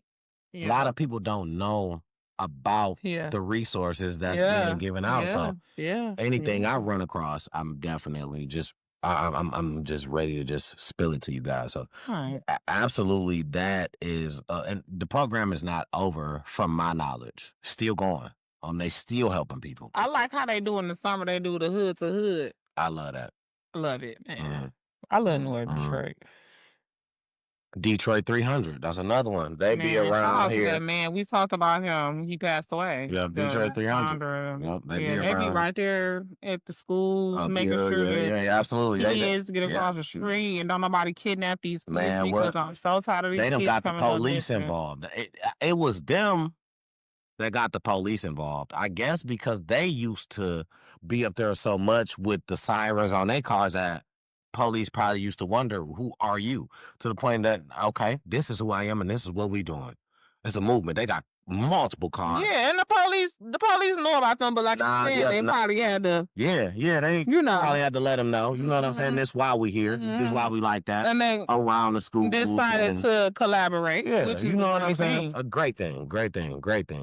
So big ups to that. You know what I'm saying? All the little movements that we have to make the city better, comfortable, somewhere that we able to send our kids to school. You know what I'm saying? Somewhere comfortable. That's the thing. Like, we gotta definitely give people their flowers while they're here. Definitely appreciate the guys, the people, the movement. That's just for, you know what I'm saying, making a greater place here. You know what I'm saying? One by one. So place by place, area by area, however y'all doing it. Just big ups to y'all. Just keep going. Yep, I agree. I wanted to say lastly, about the one little Detroit little situation. Now I know it's probably not out online yet for nobody to go and look up, but I probably got some insights to some real good information. If you from Detroit, you know my boy Steve Radden, which is the founder of Steve Soul Food. I love Steve and Soul Food. he is supposed to be coming out he with gotta go down a new restaurant, Egg Drop. Chris was there. Yeah, and it hasn't opened yet. There's no information about it. Not yet. So I'm sure what he's doing now is he just has it. He's testing out. You know, so I'm pretty sure when he comes, when it opens, it's gonna be fire. But be on the lookout. Shout out to my boy Chris Kyle of Enjoy Motor City and Photo Booth 313 and all of those things. He's a pillar of the community as well. Absolutely. He was just there today, I believe, and he's plugging a promo video or something like that he's gonna do. So make sure you subscribe to. Make sure you. What is it? No, what is it? I'm Auntie. What is it when you on somebody Instagram? Follow him on Instagram on Enjoy Motor City, or follow him on Facebook, because I know he got so many friends. You're not gonna be able to be his friend, but you can follow him on Facebook as well if you not on Instagram. And he probably on TikTok too. Yeah, he on TikTok too. So any of those, if you follow those pages, Enjoy Motor City, it's gonna come up. The Steve Soul Food new egg drop restaurant promo video. Yeah. Steve Radden is my guy. Big shout out to Steve. Big shout out to him. Quick story time. Been doing restaurants for over 30 years. I feel like it's gotta be way more than 30 years, but that's why I say over. Yeah, but yes. My pops, I think, if I want to say, my pops worked there for a minute, and we used to eat there probably every time it was like Sundays, every Sunday. We would sit down, like, you know what I'm saying? Yeah, my dad like used the buffet style. I think they have buffet style on the weekends, right? They have it all the time. They all still the time. do. Okay. My dad used to take me there on dates when I was elementary school age, because my dad died when I was in the 4th grade. That's fire. So my mom would get me dressed up in my little Sunday's best, and he would come pick me up. Yeah, that's fire. And take me to dinner at Steve's Soul Food on Grand River. So that's where we went. I left a comment on Chris's page today, and I told that testimony and just thanked him for those memories and gave him a big salute, because he has really, I'm sure a lot of people got those memories. Absolutely. Like I said, my pops, it wasn't every weekend type of deal. I won't say that, but because it was so many of us, and growing up, you understand. Being young, when you just want to be somewhere, why we can't go here? Why we can't go there? Grow up, you kind of understand. But very appreciative for the times. Yeah, Steve Radden was able to. My pops. We honestly, Steve Soul Fish Bones. Honestly, it wouldn't have been nowhere that I would have asked to go. Right. As a kid, I wouldn't have known shit about. I want to go to McDonald's, and so that's why I say we want. My daddy was 67 when he died. I was 9. So he was an old cat. You know what I'm saying? So I figured, dad had a lot to do with it. And then with your dad working in the restaurant industry and stuff like that. But most kids, if that was one of Steve's, it was because their family was taking them there after church. Their family was taking them there. We stay right around the way. You know what I'm saying? Yeah. If I'm not mistaken, my pops knows him. Like, he probably do. Knows him. Like, you know what I'm saying? So, especially with your dad having worked in the restaurant industry so long, I guess he probably did used to work for him 9 times out of 10. Absolutely. So that was dope. That's dope. I'm excited to try that new restaurant. What is it? It's obviously going to be breakfast. Yeah. Egg drop. So if you are familiar with the Vegas sandwiches that was famous, the egg sandwiches that was famous, that they have multiple of them, I'm a big fan. And when I say I don't know, what is it? That's what it. That's the name of it. It was like egg drop. Was we supposed to go there when we was there? So when Chime Time had went there, when we was there, I think it was far from where we was at. I think I did look at it. I think it was far from where we was at. Okay. But Chime Time went, and that's what kind of. And then Keith Lee went, and then I was like, man. So the sandwiches are like, it's a big bread, it's cut in the middle, and then they stuff it in. Wasn't it somewhere like here that was trying to? Nowhere here that I know of has those. Excuse me. Nowhere here that I know of has those. And okay. You know me, I'm gonna get outside, and I just don't. Yeah, I can't wait. So big shout out to Steve for that. I really appreciate. So is it a franchise? So I think his will not be like, you know what I'm saying? Like, his not gonna be the same as theirs. Just like his is his own. I don't believe he had nothing to do. I don't know. No information came out allegedly. I don't believe he has nothing to do with any one of the other ones. This is just you, thoughts. Okay. And I love foods. I seen that. I was going there, and I also seen that someone said that the best jerk food is at jerk something. I just looked at this place and I said, you know what? Knowing me, I gotta go and do a review in there, and I gotta check it out. When somebody say that's the best, Lennox Jerk Kitchen.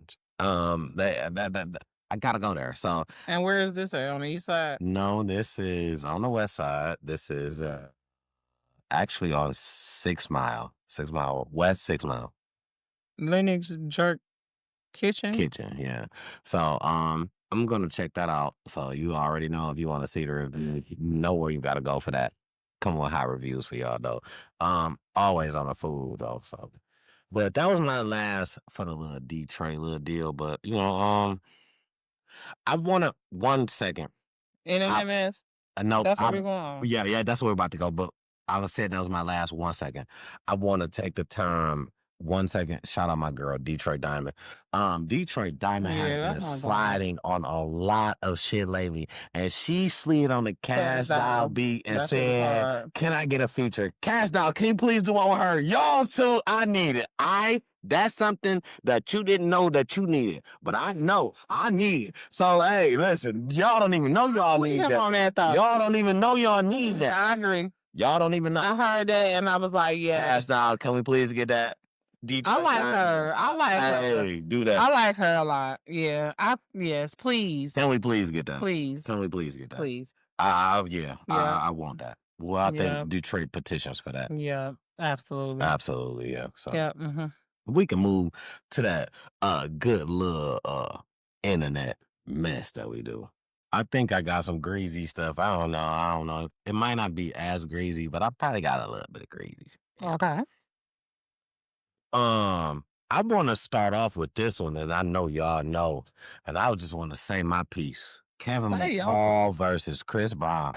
Oh, yeah. That's on my thing, I think. Yeah, it's right here. And he say he on food stamps right now. Chris Brown hoeing this man. First of all, nigga, ain't nobody on food stamps right now. Chris Brown hoeing this man. So, Chris Brown owe him. No, I said he hoeing this man. He told that I forgot what exactly he said on Twitter, but he said some shit, but he was hoeing him. And I was just like, damn, he going hard on dog. You know what I'm saying? And then they had Thug, a post of Thug, but I think this was a fake account. A post of Thug saying, "I'll help you." But then he goes live on TMZ and said, "I don't want Thug help. I want the money I worked for." Beggars can't be choosers, baby. Huh? I mean, because here's the thing. You can't be on there crying, talking about you ain't got nothing, and somebody offer you something, and then you saying, "Oh, you gonna turn it down." Listen, offer him to work on the phone. Offer him to work on the phone. Don't tell us. Go and do it. Hey, bro, listen. All right, you can give me that. I give you 4. I write 3, 4 songs. I don't give a fuck. You can just have them all, whatever you do with them. Talking about to Young Thug? To Thug. Because yeah, Thug. I thought he's supposed to write his own song. But shit, if you don't feel like you go here crying about money live, so if you don't feel like you want to take something from somebody that's offering you, I feel like then okay, listen, let me just give you these two. This $20,000 worth of songs. That, you know what I'm saying? Whatever you want to do with it. My thing is, I'm giving you the value of what you giving me if you offering me help. I'm giving you what I can give you. Instead of I'm still crying, and that nigga, you know Chris Brown ain't fucking with you. First of all, here's the thing. I believe him and Chris Brown got into some type of dispute, spat, argument, whatever. He did something to piss Chris Brown off. Had some beef along the way. But here's the thing. Aside from that, right? He sold his rights to his music. You know what I'm saying? Like, he sold the music for a cheap amount. He didn't do business right. Like, that's not Chris Brown fault. You supposed to be a businessman. He a businessman. He's trying to get... That's what I'm saying. That nigga not being... Kevin McCall not being business orientated. He never was. Exactly. He's crying right now. But that's the thing, though. He wasn't being business oriented from the beginning, and that's why he in this predicament. And now he want to cry and, you know, act like he got his pride stuck up his ass. You know what I'm saying? And don't want to take something from Thug. But here's my thing. Nah, here's what I gotta say about that, because I actually think that was disingenuous of Thug. He don't really want to get, 25,000 million, whatever. He just wanted to piggyback or get some clout off of the situation. He wants some attention. He want to feel like he came through on it. He wants some attention. But what you gotta know is this. And all right, if that's what you want to do, I did not once call you asked you. I didn't say nothing to you. You offered that to me. My rebuttal was I gave you at least what I felt like was the same amount in work. No, but see, no, that ain't what I've got from that statement. That I guess I must have heard it wrong because I thought he was saying, no, he don't want the 25,000 from Young Thug. He want the money that he feel like he worked for Chris Brown. He want the money from Chris Brown that he feel like he worked for. He's not saying that, he understand that Young Thug is trying to donate some money to him. You know what I'm saying? But he like, no, fuck that. I don't want your money. I want that nigga's money. Like, you know what I'm saying? Because that's the nigga that he feel like owe him. But here's the thing, he don't owe you because you stupidly signed something that says that he don't owe you. And that's what I'm saying. Like, because what you thought y'all was friends? What I'm saying is, my thing is this. He went on a whole nother podcast, pulled out the bridge car, he crying because he can't even finish saying what he's saying. If you are this hurt, if you are down this bad, I'm sleeping on my mama couch, ass nigga. Like, the thing is, I'm not gonna take nothing and say I owe, and you say you owe me later. So if you offer me something, I'm gonna tell you this. All right, let's make a deal. Let me do some type of work. I'll get you this work, so you don't say I owe you that. Graciously, thank you for the offer. Graciously, thank you for the offer. Let me write you a hook or 3. You know what I'm saying? Since I know you write your own raps. But let me write the hook for the hook artist, or let me write you a hook or something so I can at least feel like use it? I worked for it. You know what I'm saying? Because I don't want to take no handout. But you know what I'm saying? No. You want to know why? Because he knows that he don't deserve no handout because it's not that he's a victim in this situation. He's an idiot, allegedly. You know what I'm saying? I just feel like that's business. You know what I'm saying? When we talking business, that's business.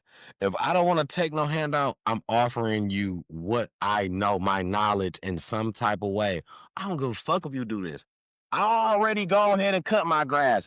Fuck it. You ain't got to cut your shit. I'm going to end your motherfucking hedges. I'm going to motherfucking cut the leaves off your motherfucking fence. You know what I'm saying? For the next motherfucking 3 weeks. Whatever it is that I have that I can offer you. And I don't know. Don't come over and play with me. Not no Diddy shit. The thing is, you know what I'm saying? Like, hold on, what this nigga look like? On some real shit. You know what I'm saying? If I can cook like a motherfucker, shit, I'm sorry, I didn't mean to say. I'll motherfucking cater an event that you want me to cater. That was not nice. I'm so sorry. The truth is the truth. But no, because his mama think he fine as hell. Somebody think he fine as hell. It's always gonna be that. That's why you should have put to me. He's just not. I was just want to say he's just not aesthetically pleasing to my eye. But that doesn't mean he's ugly. You know. That's kind of reminded me of Iman Shumpert, which is another one that's not aesthetically pleasing to my eye. You know, Tiana Taylor. You know. She went all up and through there, but me personally, All right, now go watch her pop the balloon, because I don't know what happened there. On Pop the Balloon, none of them was aesthetically my type either. They all had something that I would have popped their balloon. But I was, listen. It was a joke. When I want to pop the balloon, free promo. Yo, lighter, free promo. As well, free promo. As a networking opportunity, I met some extremely nice ladies on there. We all help each other now engage and get, more, I ain't gonna say all, 3 of them, we like and post on each other's shit to where we helping each other get our Facebook stuff up if nothing else. They're not on YouTube. I went on there because I love the show. My mom loves the show. You know what I'm saying? And yes, I knew that, God willing, it will be an opportunity for us. She almost got married. To be seen. What? Go check it out. What episode was it? Yeah, go check it out. Go I check almost it got out. married. Shout out Episode on the 60. show. Go check it out. Yeah, I almost got married. Right. On the show. Go check it out. Listen, free promo. Okay, so that's free promo. Wah, wah. She crazy, man. Oh, you know It's what? so funny. I heard this and this just kind of threw me because this was just it's sad right now. Jamaica got a storm coming. Shout out Dr. Marcia, my boss, coworker, auntie, sister, friend. I love her. Dr. Marcia is from, and Rachel, her little cousin, my former coworker. Like, shout out to them. Like, oh my God. They say this storm. And it was somewhere else too. Wait, I'm sorry. Hold on. No, Alaska. Something happened there too. See that, Don? That's new. What happened? They both had storm. No, Jamaica's is coming. It hasn't came yet. I think Alaska's passed. They saying it's so bad that they telling people to evacuate, but they closed the airport down. Planes go out at first, but now you can't go. Yeah, they closed the airport down yesterday or day before yesterday, something like that. When they first heard about it, it was like people that rushed and got it. People that rushed and got it, they got out. But the people who didn't, you stuck. And there are still tourists on. Big prayers up for them. Listen, prayers for them. Yep, because we going there in December of 2026. They don't want it to look different. They say this could be so crazy that it look different. Big prayers to them. Let's just, they are a tourist region. So I just believe, that at the very least, the tourist areas is gonna be renovated real fast, and so we need to. I mean, it's the work that you can get people to get out there to do. Because let's say it get like that. Remember New Orleans, right? It's how fast you can get people to come out here to. They was almost giving the money away because they needed people to come out there and do it so bad. Babe, we just watched that video. If you recall, in the French Quarter and the most tourist-driven parts of New Orleans, after Katrina, it wasn't even messed up. They opened back up. They was able to sustain themselves because of where it is, how it is. It was the neighborhoods that got flooded. But that's what I'm saying. Like, you don't want to, it's certain stuff when you go, you don't want to stay in a box. You know what I'm saying? You want to go to certain, you want to see certain, like, depending on where it's at, though. Like, okay, if it ain't. I'm not going around in the neighborhoods in Jamaica. I don't know. I'm not going off the resort in Jamaica. You crazy. Unless I'm with somebody that's lives there's connected. As a tourist, you don't go. It's not like when in Miami, even when we was in the Bahamas, you know what I'm saying? If you notice, we stayed in the tourist area. You don't go in the hood. That's because it was not no night. If I'm going anywhere for multiple days, I will not be in no box. Like, that's just not it. Like, even, listen, okay, in interstates and outers, you know what I'm saying? That's different. Very. And I know that. But in the case being, you learn as you go. I ain't never been. Well, I'm sorry. You ain't never been. I just ain't never been to the point where, because I'm just not familiar with the area or something is just not, like, laws are not familiar. I didn't do something. That's not what I'm saying either. It ain't just that. It's just certain areas. For me, I just would rather without a tour guide or somebody that is native to that area. I don't know. I didn't heard too many horror stories. You know what I'm saying? And like you said, the laws is different. So it's like you don't even really have the law on your team. You can't even call the police. Yeah, because they. So I'm not. Yeah, it ain't worth it. You know what I'm saying? Unless But see, that's why you plan ahead. You get a tour guide. You do your research. Yeah, you to the areas and You the need things to that you know can what it do. is that you need to have But on where you will. Jamaica will be one of the ones because, like I said, my boss slash coworker, Dr. Marcia and Rachel, they both is Jamaican. Like Dr. Marcia lived in Jamaica for years before she came here, and goes back frequently. And first of all, she'll tell you that where the tourists really be at, like Montego Bay, is really something else. It's really like a suburb. You don't want to really go to Montego Bay. You don't really want to go to Kingston. You know what I'm saying? Like you be in the little suburbs. That's like somebody saying they came to Detroit, but they really was in Dearborn the whole time. You know what I'm saying? Yeah, yeah. It's like, or you really was in Livonia the whole time. Or it's a lot of stuff you can do. You can have fun, but you're a lot safer. Yeah. It's still some can be in a lot of common places, you know what I'm saying? Still, you know what I'm saying? Because that's how right, exactly. So that's what she was saying. Like, it's certain things you can do, but like, don't try to go to a club in the hood because you seen it on TikTok. You know what I'm saying?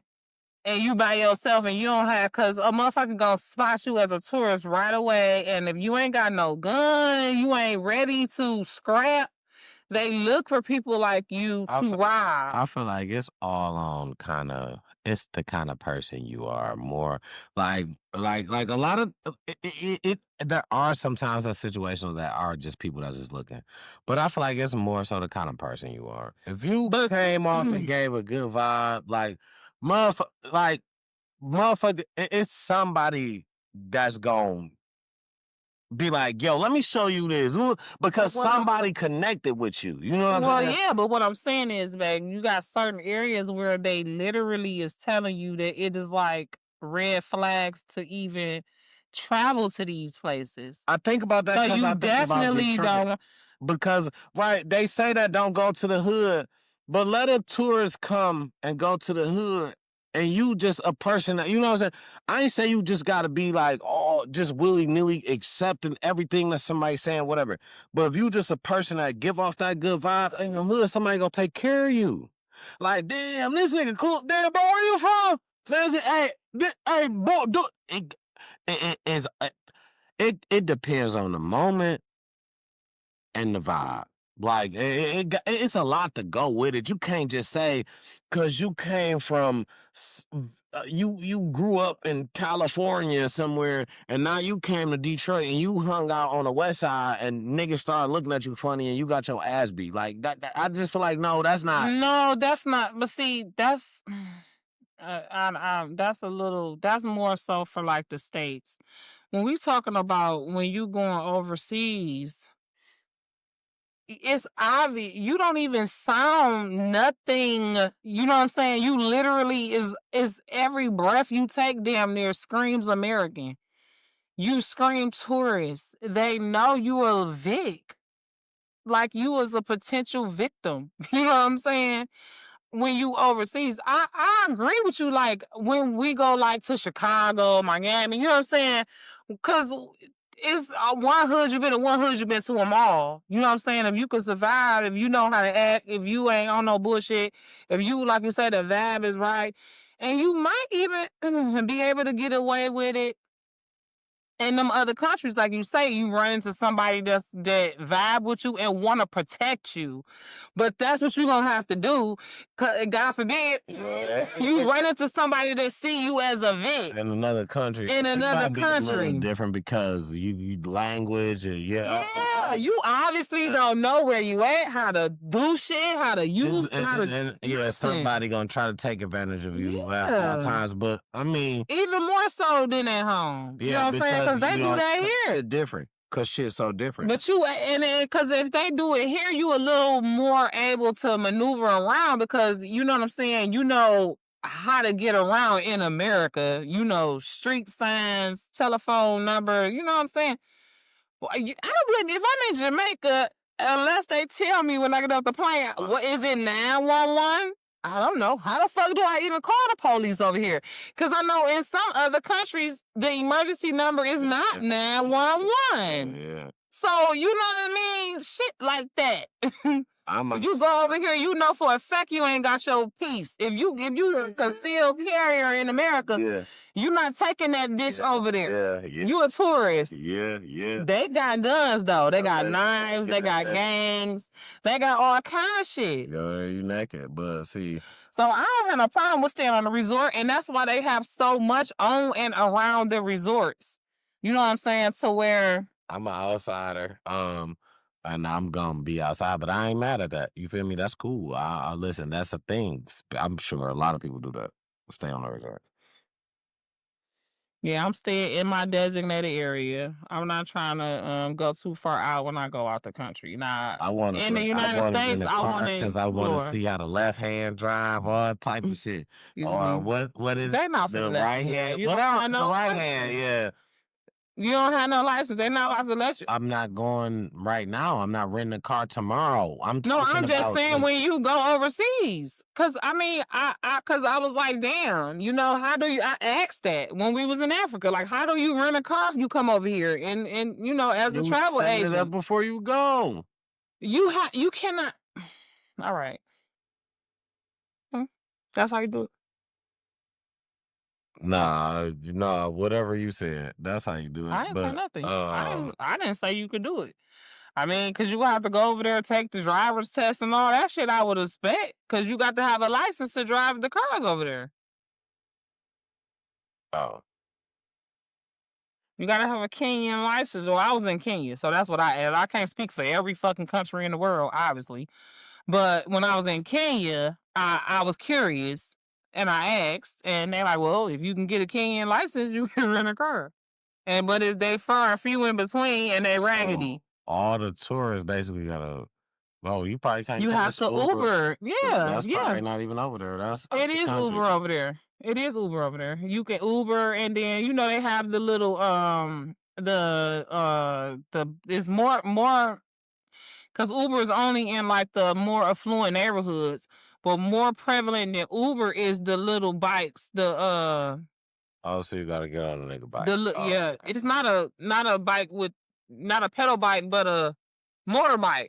The motorbikes, yeah, you get on the back, and they own them. You gotta ride on a nigga bike. You gotta ride on the back of like a scooter, a motorbike, and they doing it on the back of a nigga bike. Yeah, when I say good, or catch the bus. It's a lot of buses. Yeah, I'll be fucking walking. I'm outside. Walking and catching the bus. I mean, but it's a lot. It's a lot of land, so you can't walk everywhere. It's just not far enough. Give me a bicycle, then dog. Yeah, but it's a lot of people right on the back of them motorized scooters, like a little bitty motorcycle. Them little bitty motorcycle. Put me on the bike. I'm sorry. You know, I watched a lot of it was a lot Born Identities. So exactly, you know what I'm talking about. So yeah. Doing that. Yeah. Put me on the bike with the little basket on the front. That's me. Okay. So I don't know if I said this because it doesn't matter. Yes, I did. I said that. Okay, prayers up for Alaska and Jamaica. Big prayers up for them. My last little internet mess. That's crazy. That it's 12 o'clock on the Dizard, but I don't have a time limit or anything. I was just saying. But my last little internet mess was now y'all favorite R&B singer when y'all was young. I know he was y'all favorite because y'all used to go crazy over him, and don't act like you didn't. Please don't. He is arrested for this blew me. For child cruelty and family violence. I bet you don't know what I'm talking about. I have no idea. I'm talking about Lil Sammy. Y'all favorite. Hey, you don't get the fuck out of here. Lil Sammy. I'm a grown ass woman. Lil Sammy was definitely not my favorite. Y'all was loving Lil Sammy back then. When he was what? Man, he was too little for me. I was not loving no damn Little Sammy. I didn't even pay Sammy no attention until he was Sammy and he came back out on Instagram and shit. And he was on like a reality show or something like that. And he was pretty handsome. You loved him. But I thought he was fine. I did. Shit. I thought Stop playing with me. Y'all love Lil Sammy. Okay, don't play with me. I like what my boy say? Big Sammy. Shout out to my boy off Dirty Money podcast, man. I like the little horn that he got, man, because I'm gonna get me one of them because when I want to say because y'all love Lil Sammy. Don't try to play with me. Then you want to talk about when he became it was still the same. When he became big, he was still Sammy. Sammy, he was Lil Sammy, Big Sammy, however Sammy you want to call him. If you liked him, you loved him. If it was any point in time, you cannot tell me that you listen. And you liked the Sammy. That's it. Everybody did. Y'all love Sammy back in the day. Yeah, don't blame me. Yeah, y'all love Lil Sammy. Yeah, y'all love Lil Sammy. Come on now. I paying him attention like during the pandemic. Y'all love Lil Sammy. And I'm like, I remember him. I wasn't paying him no attention. I was older than him. He wasn't it for me. You was him during the pandemic. But we grown as fuck. He was little. Yeah, okay. He was little. He was a little nigga. I like old nigga. What is you talking about? I didn't like Sammy back then. But I did think he was fine here lately. So that's fucked up that he was. So what's the story though, babe? Damn, you even. No, that is the story. Now what did he do? Like, well, that's what he was convicted of. Convicted? Yeah. Or I mean, he's not. He's going to court. He's going to. You know what I'm saying? That's he's charged of until he goes to charged with child neglect or what? Child cruelty and family violence. Oh my God! So it didn't even go to detail about what it did because he's just charged. He's not convicted. He's just charged. So I got to get into that because somebody got some info on the 911 call. You know what I'm saying? I mean, on the internet, on YouTube. Somebody got it too. I'm going to find it. And we can do an update on this next week. Because I want to get in that shit. Because first of all, I did like him, like I said, more recently than back in the day. So that make it even worse. The fact that, you know what I'm saying? And the fact that this nigga did some shit like that is appalling and atrocious, and we do not stand for it here on Time to Talk It Out. Against a whole... Yeah, we got to say he probably was beating on his baby mama and this is what it's or doing child cruelty and abuse to the kids some type of way or something. Yeah, what the fuck, dog? And that's immediately what I was thinking. Like, what are you doing to your kid and your family that these is the charges? Like, you know what I'm saying? So I was just like... Yeah, we're going to find out. I'm going to find out. Definitely want to be updated on that, but... That's why you ain't getting nowhere. That's why God ain't bless you, because you was a bitch. He looked it bad. He looked it bad on the mugshot. The mugshot looked it bad. And it's funny because as young as you say he is, dog, he like your age. Way maybe younger. When I say way older, man, I'm gonna send it to you so you can put it up. Mm-hmm. But I'm about to show it to you. And I haven't heard nothing from him since like around the pandemic either. Like I forgot about him because I stopped hearing from him. And at that time, he was saying that he was going to come. He looks just so much older. That's he on drugs. He looks so much. He is for sure. No, This I'm gonna send you so you can put that up. Yeah, see, so much older. And it was just like, man, like, oh my God. The struggle really, really does it to people. You know what I'm saying? Some people really gets done by the struggle, man. And when I look at dog, I'm like, that's what I was saying, look good as fuck. Okay. I mean, so I'm just saying, not saying you think it, but I'm saying, do you see how different that is? The difference. I mean, I see the difference. That's crazy. Yeah. Fuck is that? Like, I see a difference. And when I first seen this guy, I was like, oh, I remember him from the little nigga with none of this. The little teenager. You know, he was a teenager when I was in my 20s. in the manner of like Chris Brown type shit. You know what I'm saying? The same way how I had no business thinking Chris Brown was as fine as I knew he was back then, but I knew he was fine. Right. So stop. That's my thing. Stop playing like because. But no, he wasn't. The thing is, he wasn't as fine as Chris Brown. I didn't think he was fine. I'm just saying it was the same age group. Right. But I didn't think he was fine back then, like how I thought Chris Brown was. This nigga got fine when you seen him again. It's the beard and the hair. When he was young Sammy, I wasn't into that. I'm just saying, I wasn't. That was me. That was me. When I was growing up, I was way down. When I got the little. I don't know. You had that beard as long as I knew you. I think that might have put me in the game. But let me see that situation. I think that might have put me in the game. Oh, is it no more than the other situation? Oh no, right here. No, well, I don't know. Like I said, I didn't know you before you had a beard. As long as I've known you've had. I had this before. I had a real cut then. You had facial hair as long as I've known you, and I wanted. Before that, I had a real cut then, like the sidebars. I thought that was cool. They used to kind of make fun of me. Who? Just kind of just certain people around. Y'all, he used to be I so had like the fine. He bars, was young. nothing right here, all that. I just had. I was like, you too. Real thin. Sorry, you was like. And then somebody was like, "Well, you should try growing out the whole thing," and I was just like, "Man, I don't know about that." And I can't remember who it was, but we were sitting having a convo, like smoking and shit. And I can remember.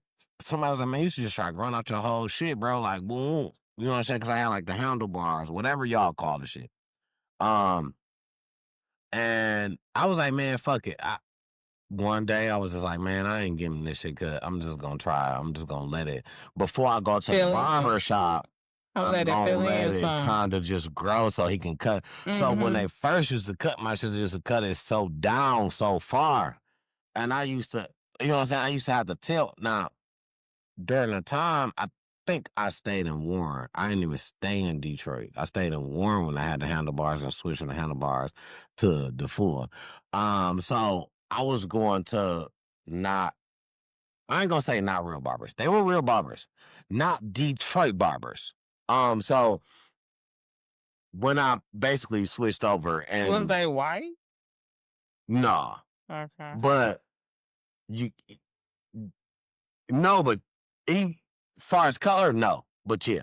So when I switched and came to, you know what I'm saying, the city, and I told dog, get me together with it.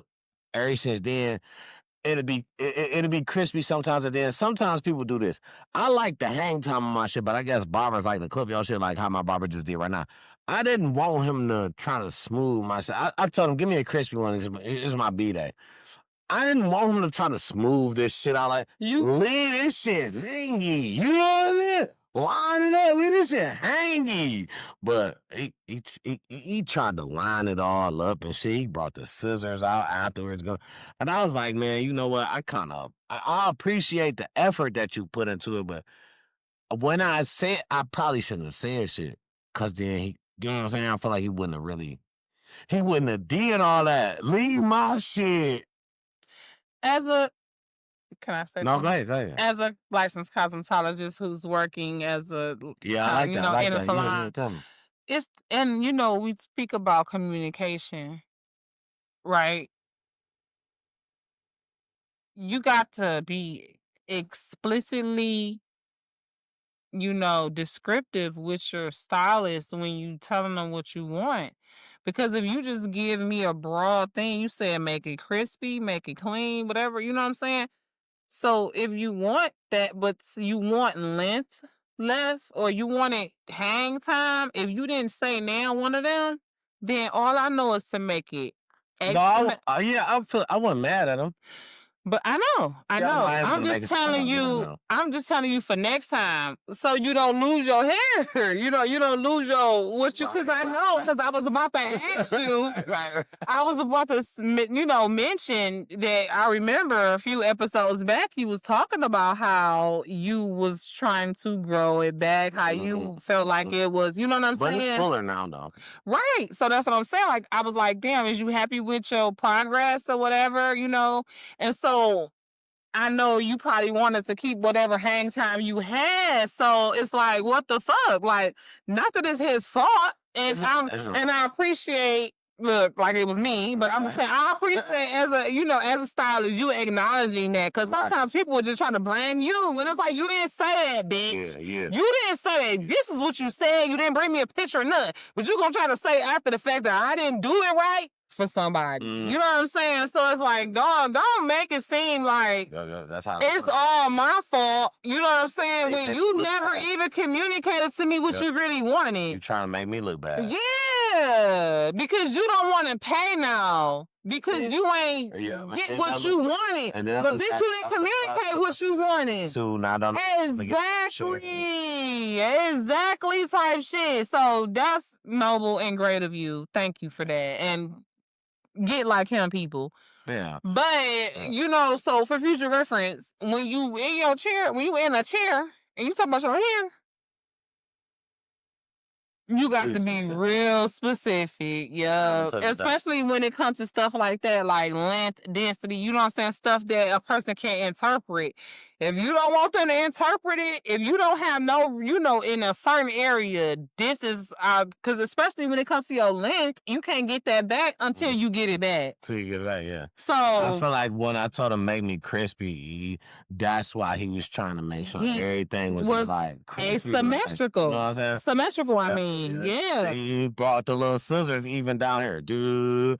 And when he brought once he did that, I'm like, yeah. When he brought them scissors out, you should have asked them like, okay, now I want to keep my length. You should have at least said that, like, maybe I didn't say that. Maybe you. No, I trust him. But this is what I'm saying. It ain't that you don't trust him, but he didn't understand what you wanted. But I ain't mad though. Still, I'll come because I feel like as a beautician barber, you ain't about to, and this why.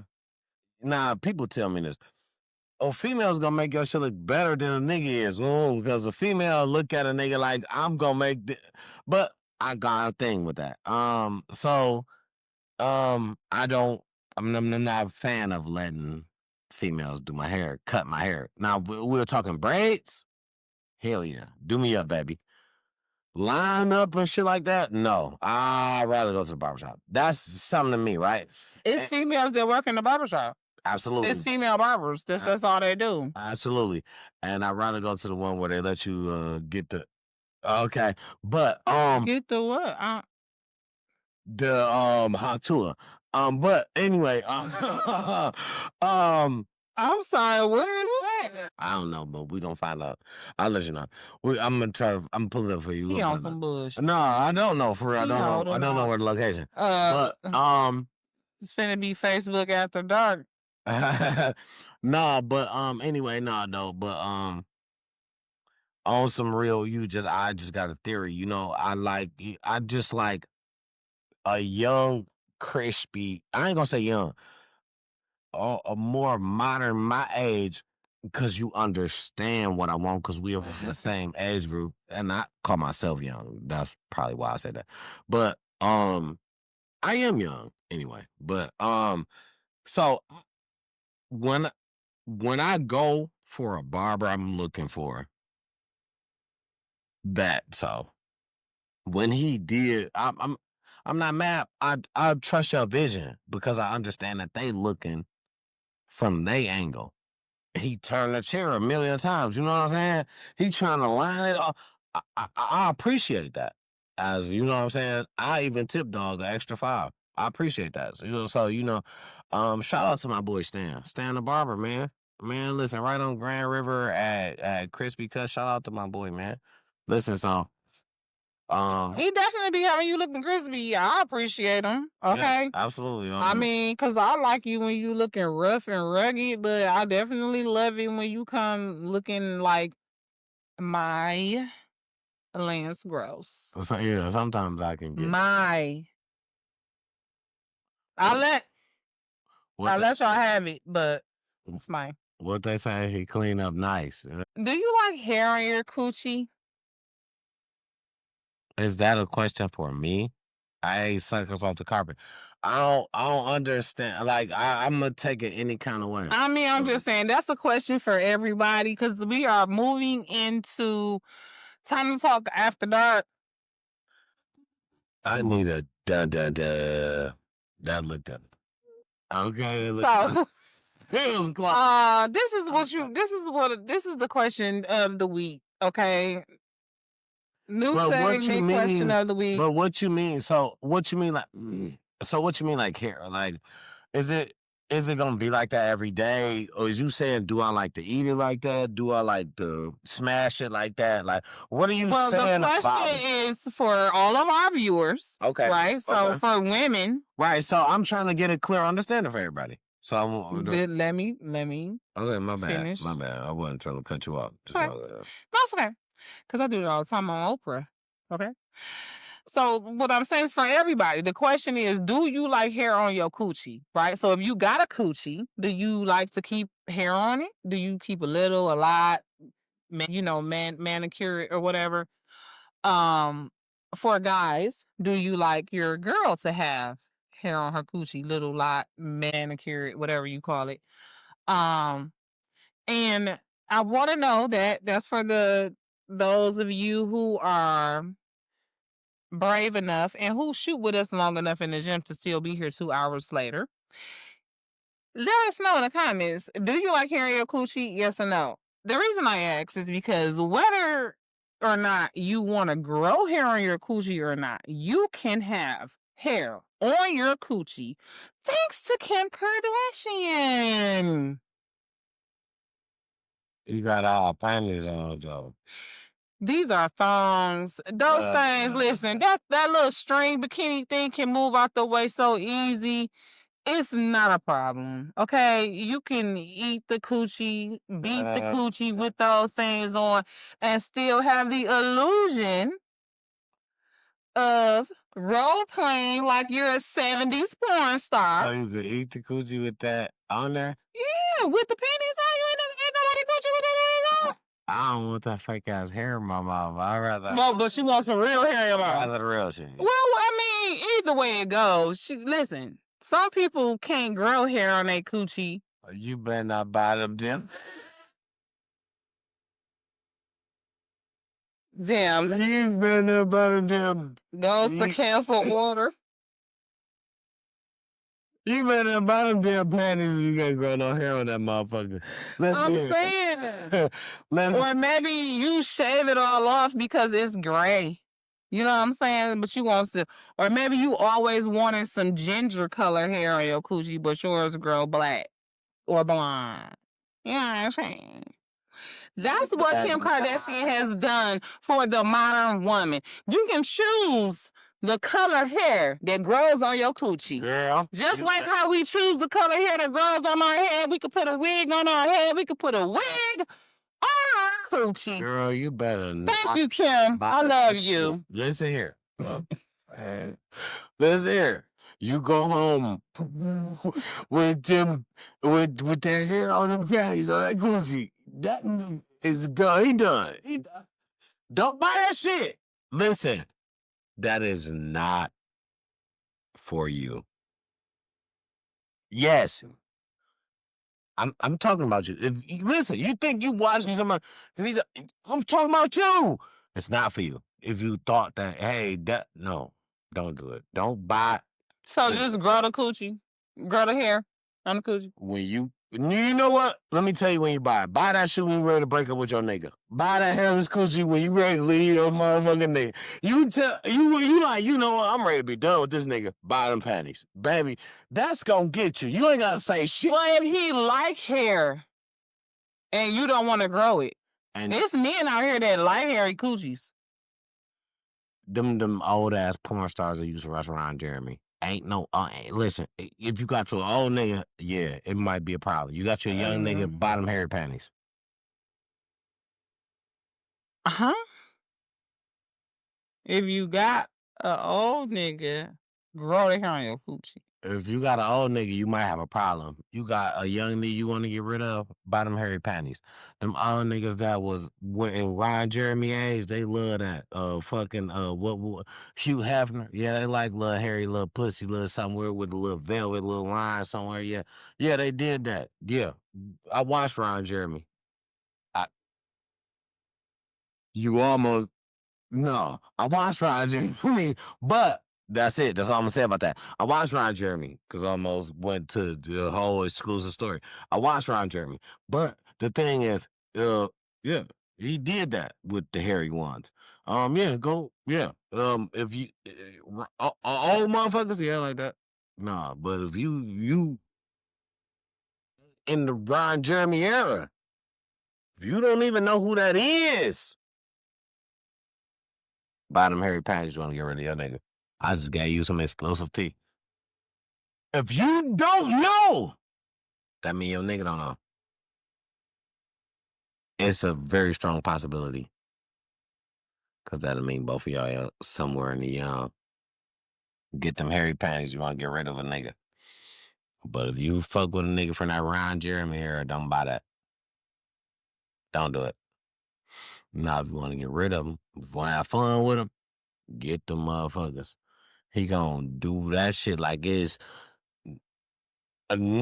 deep. But yeah, no, I don't think that's a thing. When I seen it, I was mad. It's not a thing for me anyway. So Well, there are a lot of people who like it. That's why she made it. So they sold out. So good um job. That's great. Diddy apparently was attacked by a knife wielding, I'm sorry, a shank wielding inmate. Uh Literally had the shank to his neck. So prayers out to Diddy. You know, we don't want you to die in there. You know what I'm saying? We want you to just do your time and come out and continue to be whatever name you decide to be when you come out. Like, I hope you get the mental health that you need, the mental health help that you need while you in there, Diddy, and you able to come out and continue to be the businessman and mogul that God sees fit to allow you to be. Um, I, you know, I don't wish bad on nobody. I definitely don't wish that you were stabbed, shanked, unalived, or nothing like that. So prayers go out to you, but I don't know what you thought was gonna happen. If they got you in gin pop or whatever, it's not a surprise to me that they're attacking you. The inmates in there, first of all, they want clout. Somebody probably bet 1,000, shoot 1,000, it ain't none. You know what I'm saying? Somebody probably bet them, pay them, you know what I'm saying, coerce them in some type of way to attack you. Because at the end of the day, you in there like them, yes, you're equal to them in that you're all wards of the state, y'all all, excuse me, inmates. You know, Diddy, if you don't know, he was just sentenced to like 4 years and 2 months or something like that for um prostitution, like buying a prostitute, and something else that they ended up convicting him of. He did not get convicted of like the full RICO, but he did get convicted of something that he got sentenced to 4.2 years or something like that. But he in there waiting to be sentenced for a prison sentence. You know, like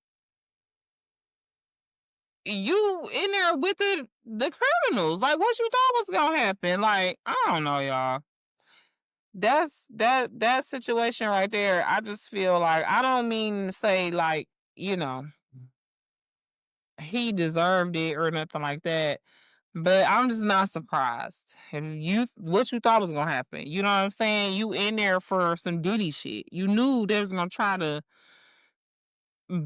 get clout off of you. You know what I'm saying? If nothing else, by trying to shank you. So, hopefully, he makes it to be able to do his little 4 years, like I said, and come out and, still be Diddy. Or whoever he want to name himself. Whatever. I don't know how that's gonna It's work. my turn, He may be in there that long, maybe not. Did you hear about that though? About him getting shanked?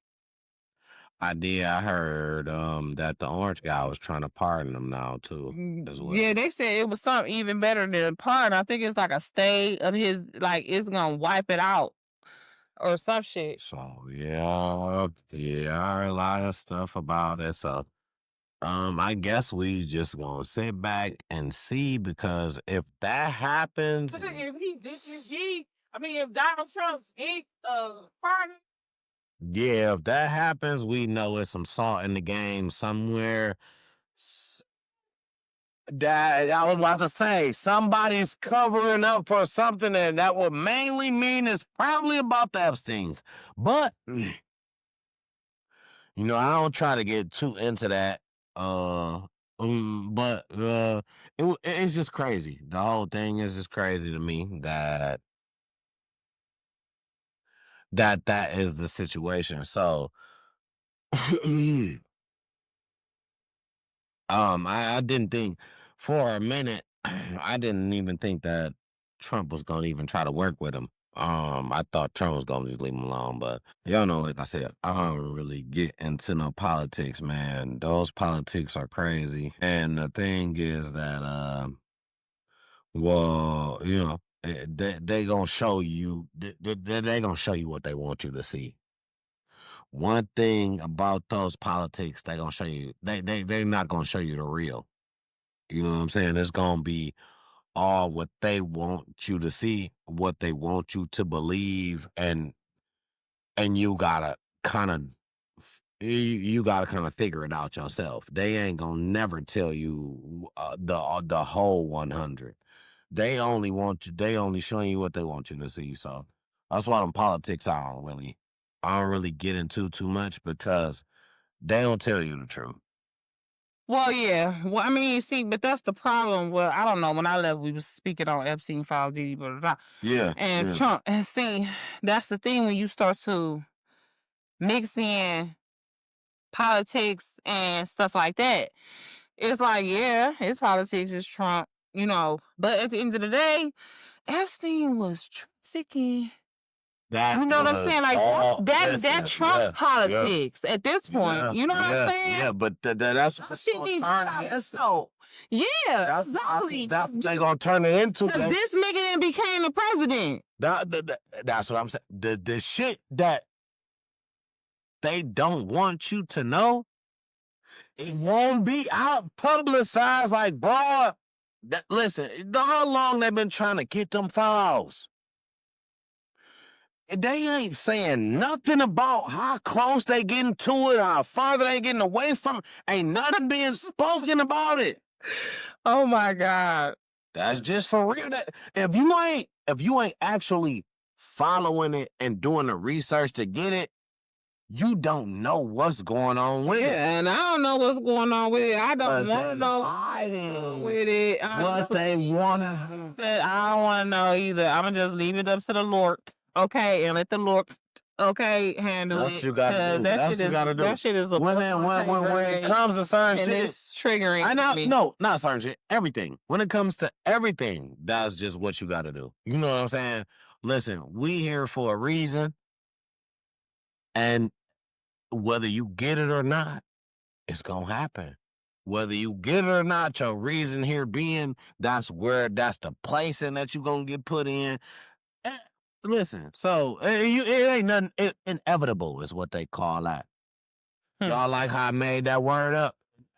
It's a word. I know it. That is a word. I was just playing. But, I thought you used it wrong. I was like, no, you used it. You did it. Yeah, no, you did that. It was a joke. It was a joke. But anyway, but yeah, it's inevitable. I'm It's terrible. something that's just going to happen regardless. So, you know, and you can't avoid it. Just do what it is you have to do. What it is that feels right. What it is that you just get this when you get this feeling in you that this is the thing to do. That's it. Just do that. You know what I'm saying? She totally ruined the joke for it. But that's okay. But that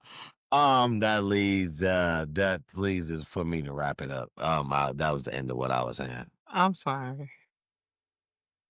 No, that's fine. I didn't get it. No, that's kind of. I didn't know. That's kind of just a thing that I do all the time. Random words that I just be like, "Oh, she made that up," or "Oh, I made that up." I've said it a few times, but no, that's fine.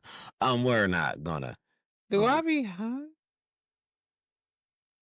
We're not gonna. So, okay. Well, I have one more thing let's get on to my it. page, Let's get to it.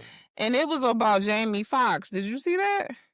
No. Okay, so Jamie Foxx had a Halloween event that his daughter actually put together, curated. Okay, and Glorilla was there as a performer, and it was, I think, on his property.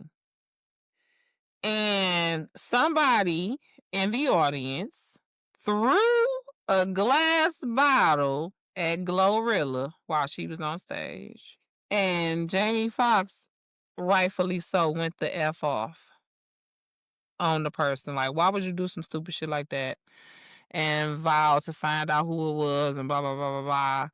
But, you know, I'm glad that Jamie Foxx is not a clone. I don't believe he a clone. There was a time when I was wondering, allegedly, if he was a clone.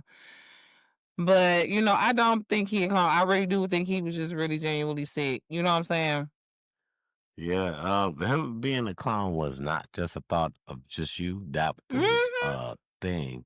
So many people said this. And to the point where they tried to detailerize it to his detailerize. Never mind. They try to detailerize it. Nah, that's a word. That's what you should have said. I just made some shit up. To his tattoos and his head, basically saying like, you know, hey, boom, that ain't the same. If it was a clone, wouldn't it have been the same though? No, shit on the clone. No, that's why they say Gucci Man, because he got shit different than, like, especially tattoos. That's what they implement out. He got different tattoos or shit. Like new ones, or like he had an ice cream on his face that I think that's gone. Well, you know, there is a such thing as tattoo removal in jail, but you know that's just how people was figuring in jail, in prison or whatever. Prison, like I made the. But anyway, what the thing is, what because never mind. All right, I'm done. Yeah. What about Jamie Foxx being a clone? But why you ain't gonna say it? What I do? No, not you, because I don't want to make the people mad. I don't want to get into it's not a back and forth type of deal. It's cool. I don't want. So many people say he was a clone before. I'm not attacking nobody. So many people say he was a clone before, and I just feel like people just go off a trend. When somebody say something, people just go and just dive in, just willingly. Yeah, because they want to be a part of something. They want to be a part of something. And I know so many people that do, and that's why I didn't, because I know a lot of people that do this, that I'm around on a regular. And I'm talking about when just go in, it could be like a rumor in high school. Somebody said something in one room, they took it and was like, hey, yo, dude. And it's like, bro, they was just playing with you, or that ain't even true. Like, what did you say? Why are you shouting that to everybody? Like, I mean, when I say on the regular, you'll be amazed how many adults do this. It's crazy. Like, before people even know what they're talking about, they're spreading it to the next person. Yeah.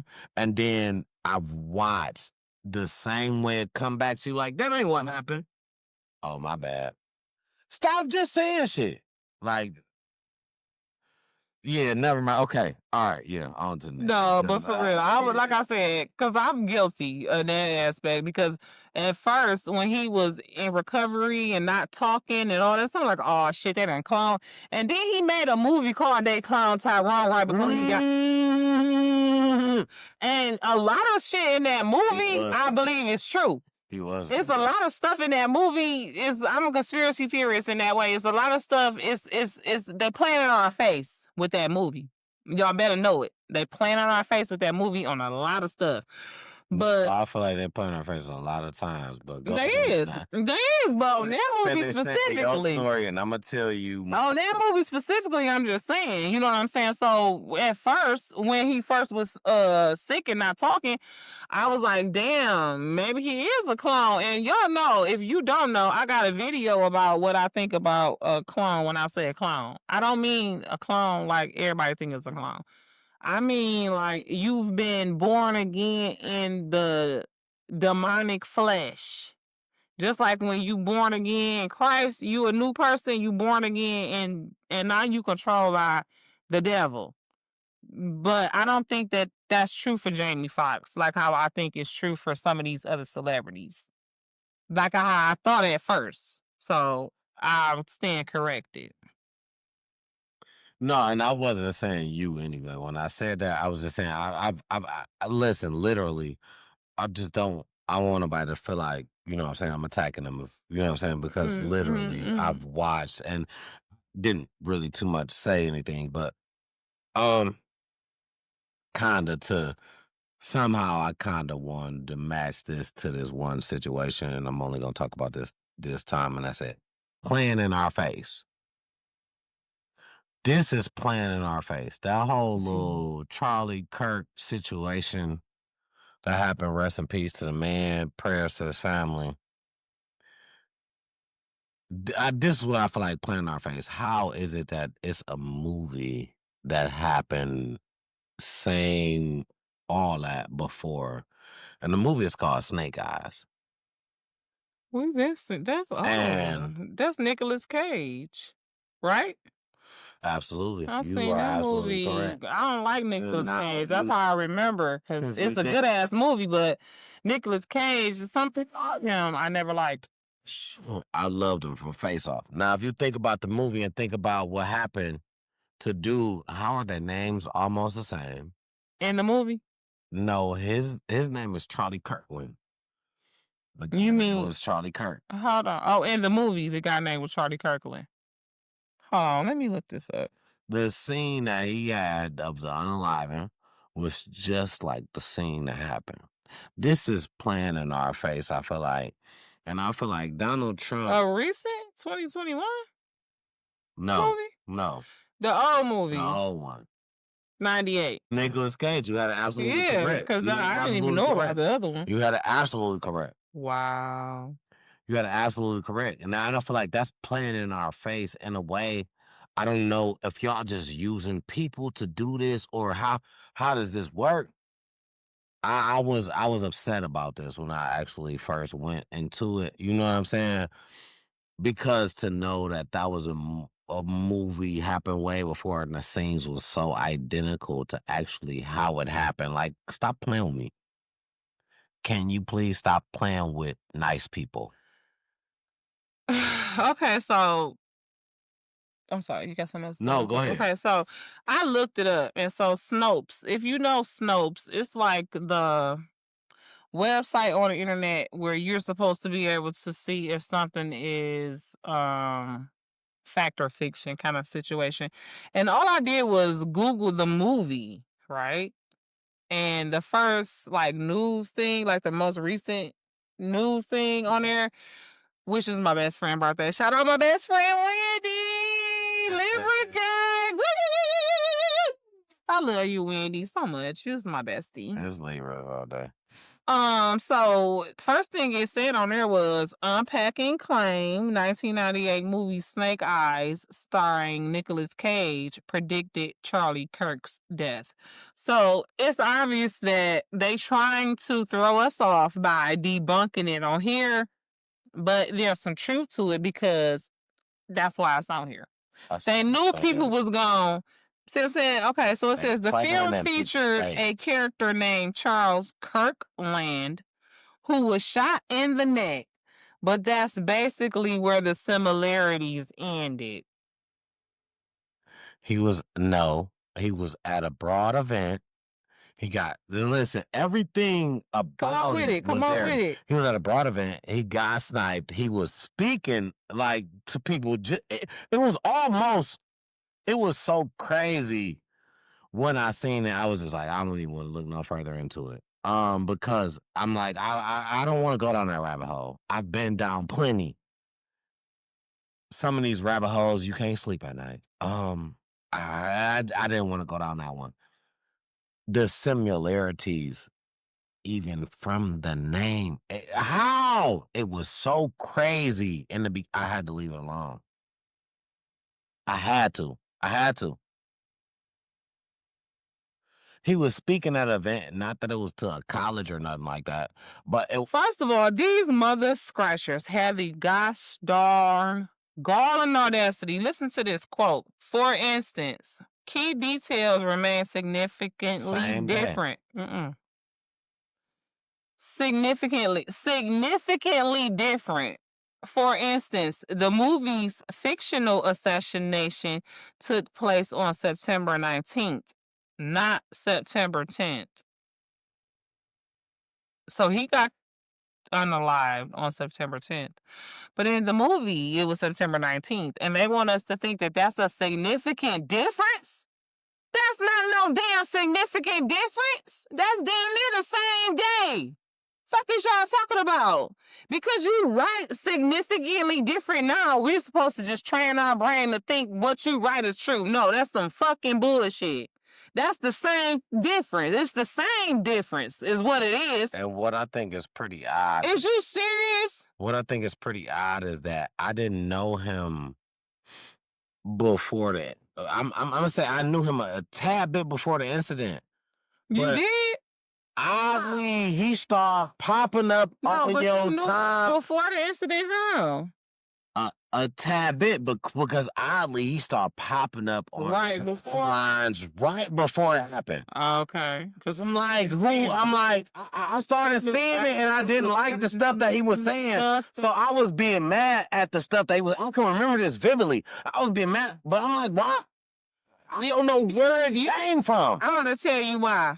Because you was actively following podcasts like Tonight's Conversation and stuff like that. But he had a whole movement where he talked to colleges. I know, but it's the same. See, because he was being pushed out there though, and because you like podcasts that's in your algorithm right now, they're gonna push it to people who listen to stuff like that actively. I feel like he was pushed a whole lot because they knew it was gonna happen too. Yeah. But that's what I'm saying. They're gonna push him to people who they think will listen right before. You know, they ain't gonna push it to people who don't listen to that type of shit. Because I was starting to see stuff that he was saying, and I was just like, man, wait, what? And rabbit hole. This is why I do not like to go down those rabbit hole. Because I'm like, what are you saying? Because instantly when I seen it, people was trying to make it like he was just talking bad on us, you know what I'm saying, as a culture, as a color, so I wanted to go because the first thing I said, I'm like, what are you saying about us? Like, you know what I'm saying? So I wanted to go down and see, are you just like that type of person? Are you racist? Are you just against us? Like, what's the deal? So I did see some moments where he probably spoke logic in the Black community. Logic meaning that if everything was all good, we would be living like this. Of course, but you don't live in the Black community. But why am I seeing you so often all of a sudden was the thing, right? So now I'm going down the rabbit hole. I'm mad at him. All this. Boom. What's happening? 5 minutes later, yeah, no, I hadn't seen him at all. I didn't know who he was when it happened. I'm like, who? You know what I'm saying? And then as they just kept talking about it, as far as like who he was, and then they just was making such a big deal out of it. That's what made me go even look for his content. I hadn't even seen none of his content before he passed. After he passed, I still didn't see his content. I just kept seeing news reports about it and people speaking about it. But I still hadn't been directed to his content. I had to go search his page. That's how detached from that shit my algorithm was. You know what I'm saying? Yeah, I felt it. I literally had to go search his page. And when I went and searched his Instagram, I watched it. I think I did the video about it to where I didn't think that he was racist. But now I do also understand that this is all a part of a divine, or not divine, but a demonic plan. It's a plan that goes beyond us. So I understand that 9 times out of 10, after what happened to him happened, they went and scrubbed his Instagram of the most harshest things that he said. Mm-hmm. So it was only going to be seen on clips from people that's done screenshotted and stuff like that, because the most harshest and most, that misunderstood. Yup, harshest and misunderstood. That's what they put. That stuff they took off. They didn't after he died. Oh. No, what I'm saying is after he died, because I'm gonna tell you how I know. Because when I went and when you look at the hashtag for his name and you go to his page, you see different stuff. Yeah, they didn't show you the whole clips of everything. Because they had erased a lot of the stuff off of his page once he died, because they want it to look different. They want it to be a different narrative now. And that's my whole point. I feel like that was all a plan. That is part of a plan that goes beyond us. We are battling not in the flesh, but principalities that's way above our pay grade. So it was to stir shit up at a point in time that, and when people say it's a distraction, and that's what I was feeling like. Was he to stir shit up for something that we missing? Like, was he trying to distract? Like, was that the whole plan? Not him. Was the whole plan a distraction? The thing or is, something that we missing right now? Because the thing is, I feel like all of this that we've been talking about is the distraction from the real point, is that he served as a sacrifice. When I went, this is what I was trying to claim Christian. And that's my whole point. He served as a sacrifice. And God forbid the wrong person sees this video, okay? I'm covered by the blood of Jesus. Absolutely. So I'm not worried, but I'm just saying he served as a sacrifice to the powers that be, who got a plan. And see, Trump, that no King's Day shit is real. Trump don't plan on leaving the White House. This nigga didn't put his own money and stand there and renovating it. So he don't have no plans on leaving the White House. And one of the first videos that I saw after Charlie Kirk passed, right? Now, I told you, I didn't know nothing about him before he passed. I hadn't heard nothing about him. One of the first videos that I saw after learning that he passed was this young, relatively young. He was like, mid to late 30s, looked like. So he might have been late 20s to early 30s. But he looked like he was like mid to late 30s. He was on there and he was distraught. He was crying. He was hollering in the phone. He was like, "Oh my God, they just killed Charlie Kirk in front of me. oh my God, I loved him. He was going to be the next president of the United States. This is that, you know what I'm saying? He pushed the MAGA movement. That was his thing. Right? But see, Orange Head, right, understood that with him, the MAGA movement is bigger than Orange Head. It goes further. It goes now to this Charlie Kirk This guy. is just a pillar. I mean, for Orange Head, this is a pillar. He helping. See, because listen, he helping. I'm sorry. He helping your word get out. He pulling up to the youth. But see, listen, that's my whole point, though. But you got to look at it from this point of view. Trump, looking at it in the eyes of exactly what that man said, he gonna be the next president. Trump don't want it to be no next president. Ain't gonna be no next one. That's what he said. This is what I'm saying. So you got somebody, Charlie Kirk, who claimed to be a real Christian, right? No, I hear you. He claimed to be a real Christian, but to trust and back Trump because he think that at least at first, he thinking that Trump is the way to go. Now, when Trump got reelected, I looked at the video of Boy. He looked like in that moment he understood his fate was sealed. He had given up some type of ghost. You know what I'm saying? To where he knew that he had to go. He was going to have to be the one that shed the blood that was going to seal the covenant to what, because I'm going to tell you why. Because he was the one who really did believe in it, right? The word Christianity and thought and believed that Trump was really a good person. So his blood was going to be pure and valuable to this spiritual thing that they got going on, right? Because we know how important it is, the shedding of blood, the coverage of blood, right? And if anybody was going to be able to dethrone Trump, it was going to be him. Because he already had the people's ear. Like you said, the young people, the college kids, to where, okay, this was the beginning. Say what you want to say. No, go ahead. No, say what you want to say. Because I don't want you to be like, you just was talking. I'm not going to talk. No. So go ahead, please, say it.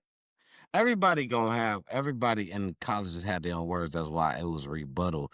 The thing is, he was pushing Trump's word, not his. He studied Trump's word so good that that's what he pushed at the rallies, to the point where when people asked questions, it was about what he was pushing from Trump. And when you ask a question, he knew this so good. When you ask a question, the only thing was if you are only asking a question with nothing to back it up, he made you look like a fool, because he knew everything Trump was putting down like he studied it from a book. He just knew it well. People that knew what they knew, you had an argument with them, but he has so much of the crowd with him after talking for so long and coming out and saying, oh, this is mine, and this is what we going for, and this is that, and this is that. And then now I'm going to let people speak. I got the crowd first. So I'm going to let people speak. Now, after I've gained basically the, you know what I'm saying, the audience, after I've gained the likeness from you. When you go to ask something from me that you really, okay, now that's just a question to you. You like, yeah, well, okay, I just want to ask you this. But you asking me something because of something that I said. Everything that I said, I know this shit like a book. When you ask me a question and I answer and you don't like the answer that I give you, literally is what he did. He would break down why in every way that this sounds good to people. When if you don't have nothing to say back, if you just only have a question, if you got a little bit of something, it's hard to battle that when he has already got them convinced from the beginning. He gained them. Talking about the crowd. Got the crowd convinced. He gained them from the beginning before anybody said a word.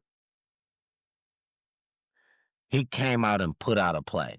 Boom, let me set out a map.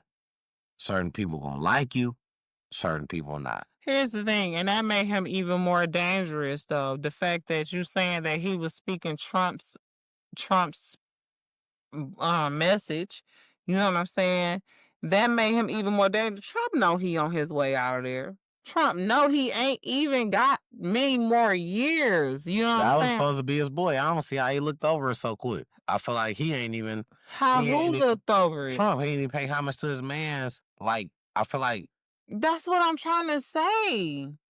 You not getting what I'm trying to say. Trump sacrificed him. And his boy, he was competition.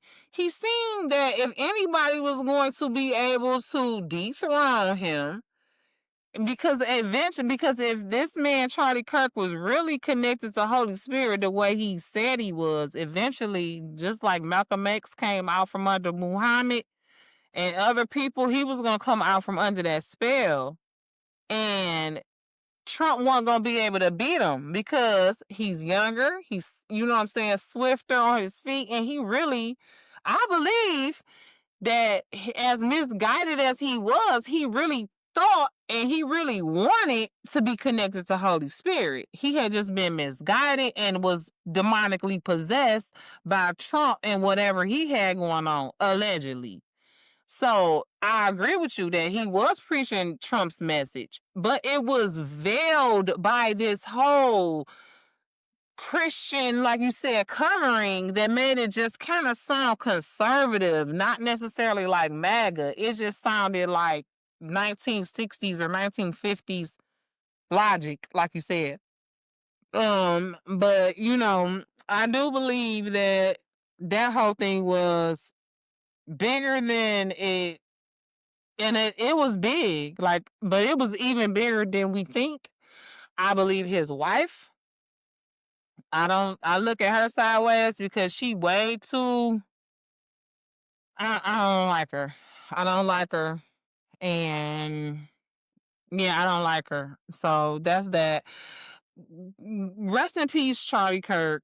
You know, God's will be done by everybody involved, and that's how I mean it. I mean, yeah, that's it. I ain't got nothing to say. Very last thing then, because we're pushing up on 3 hours, and we all said that we wanted to kind of keep it locked to 3 hours. Big shout out to everybody on the Verzuz crew, Swiss Beats, Timberland, all of the staff and crew over there. And mega big shout out to Master P, Baby, and all of the No Limit Cash Money crew. Y'all did y'all thing this weekend. Y'all showed up and showed out.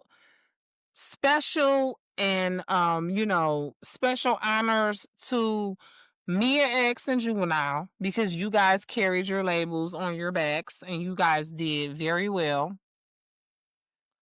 So let me give y'all a hand clap.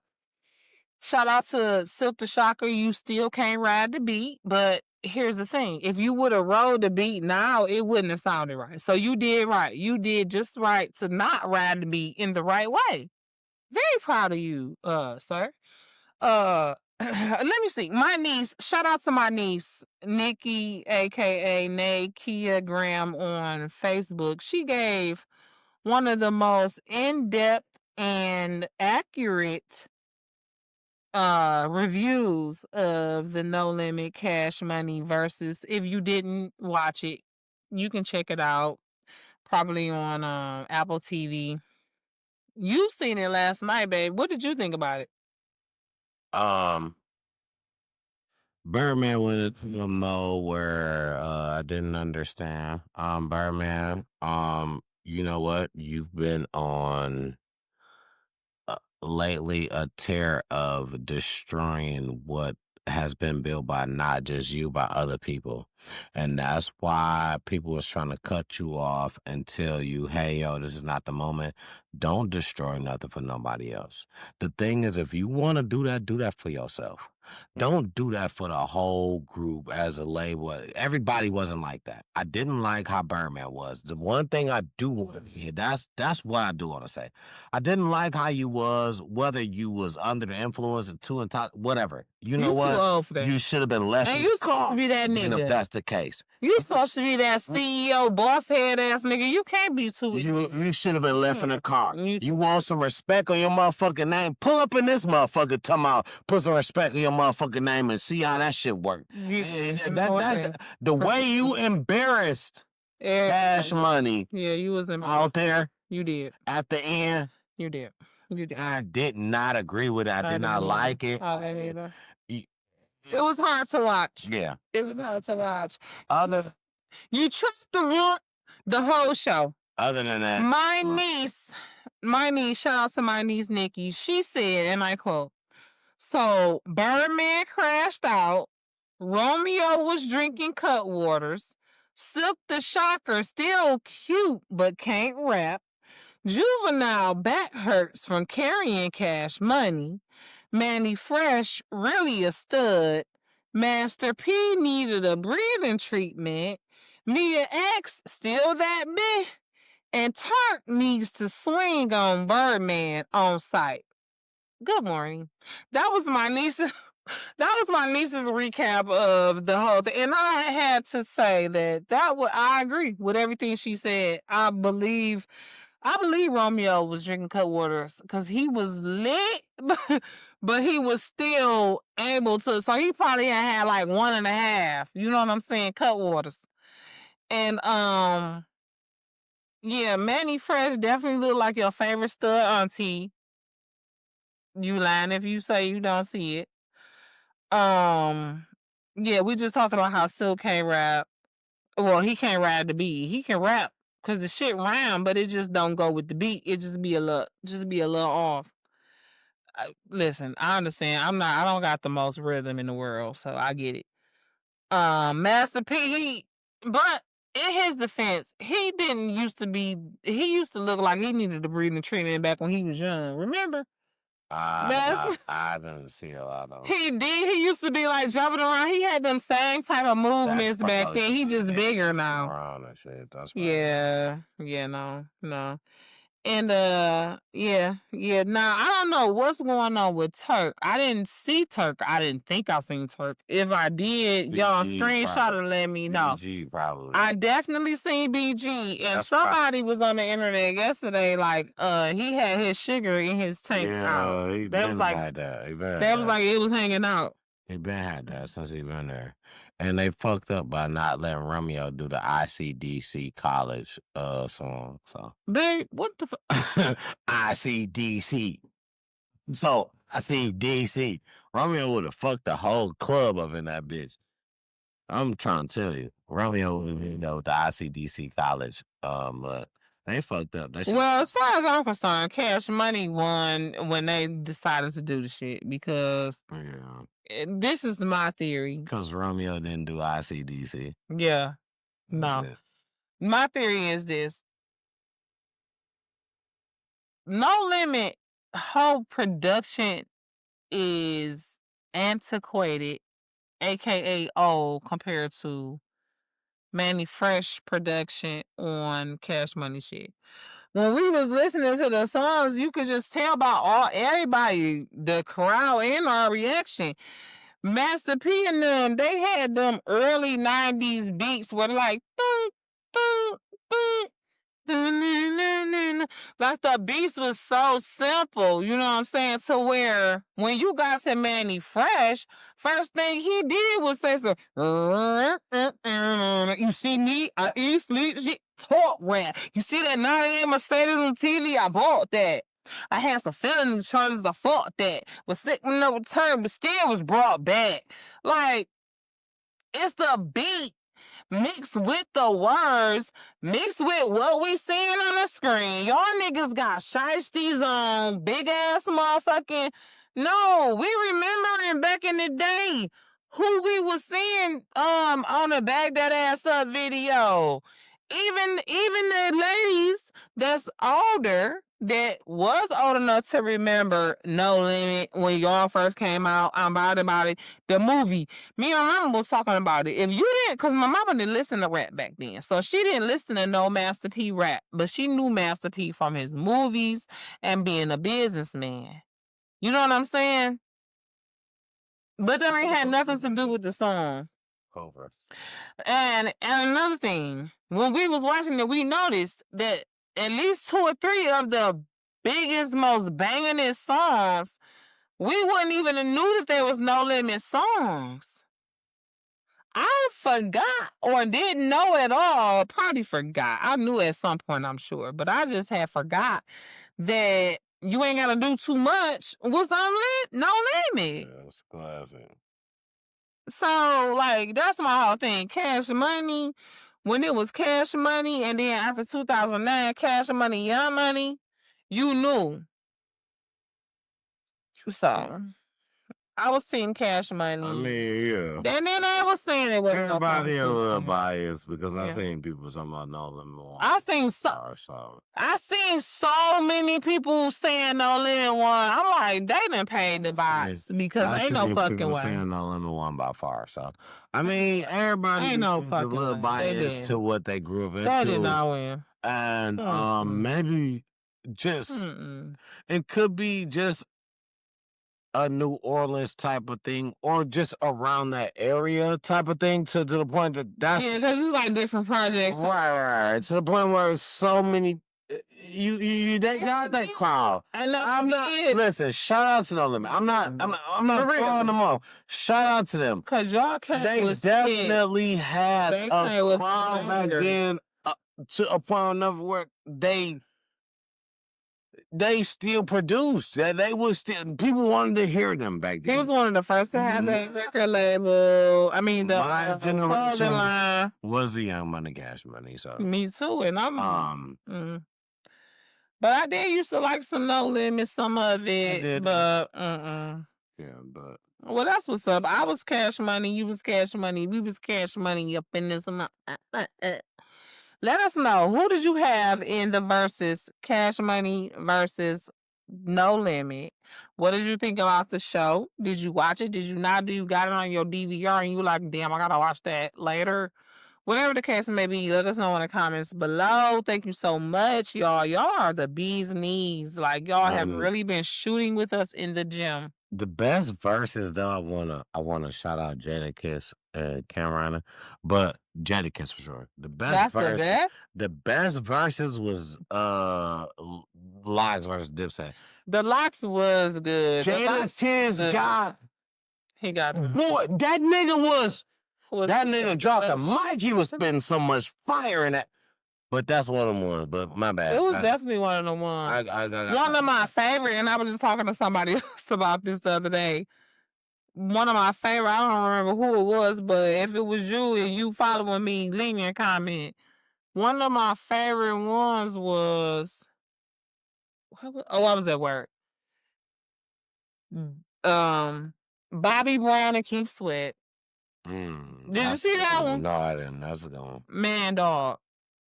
I'm not gonna give it away then. We're gonna review it together one day. Yeah, let's review that. Yeah, let's because you finna crack up. That's a good one. Because you're not gonna be expecting what happened, and I'm glad that I seen it already. Bobby and Keith, that's Bobby and Keith. It's great music. Ooh, that's good music. It's great music. That's good music. Verzuz was great. That was a really good thing for the community at the time because it was around the pandemic. You know what I'm saying? I just recently keeping it going though too. Yeah, me too.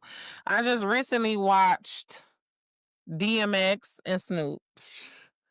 Listen, that was one of the best. That one thing about I always said, damn, I don't know this song because I haven't seen that one.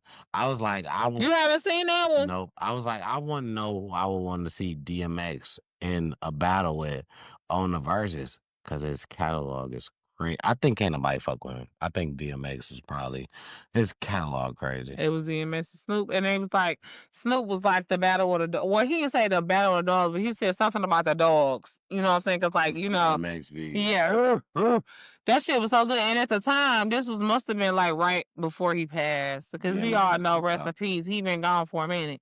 He looked like he was probably a little sick. Like his stomach was way too big, type shit. Like he probably had heart issues because his stomach was so big.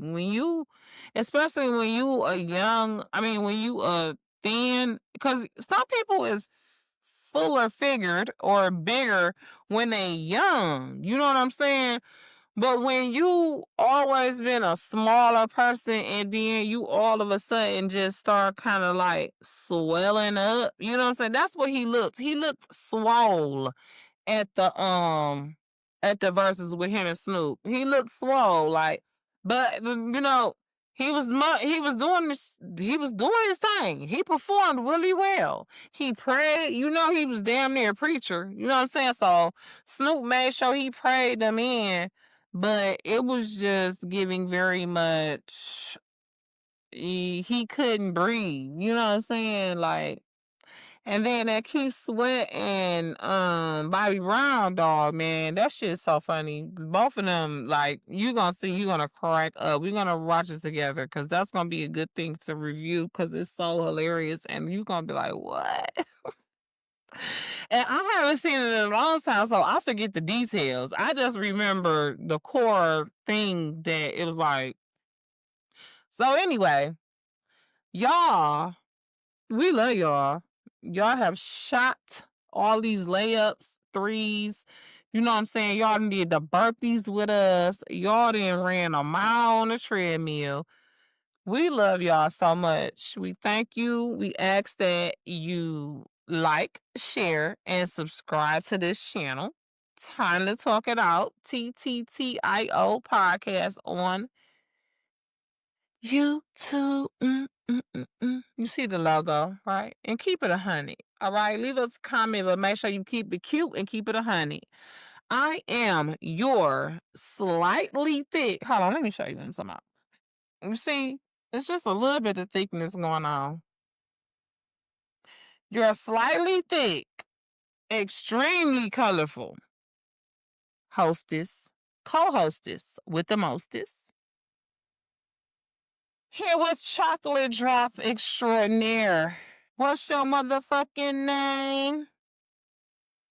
IULE, but that ain't my name. It's your boy T-Double, man. Listen, appreciate it the most. It's a lot of love. Just love him. Given to you guys. Please, Oh, I'm sorry. We love y'all. Y'all know. A lot of love, given. No bad. Y'all know we love y'all. I'm sorry. I was giving you the love. We giving them the love. I'm giving you the love.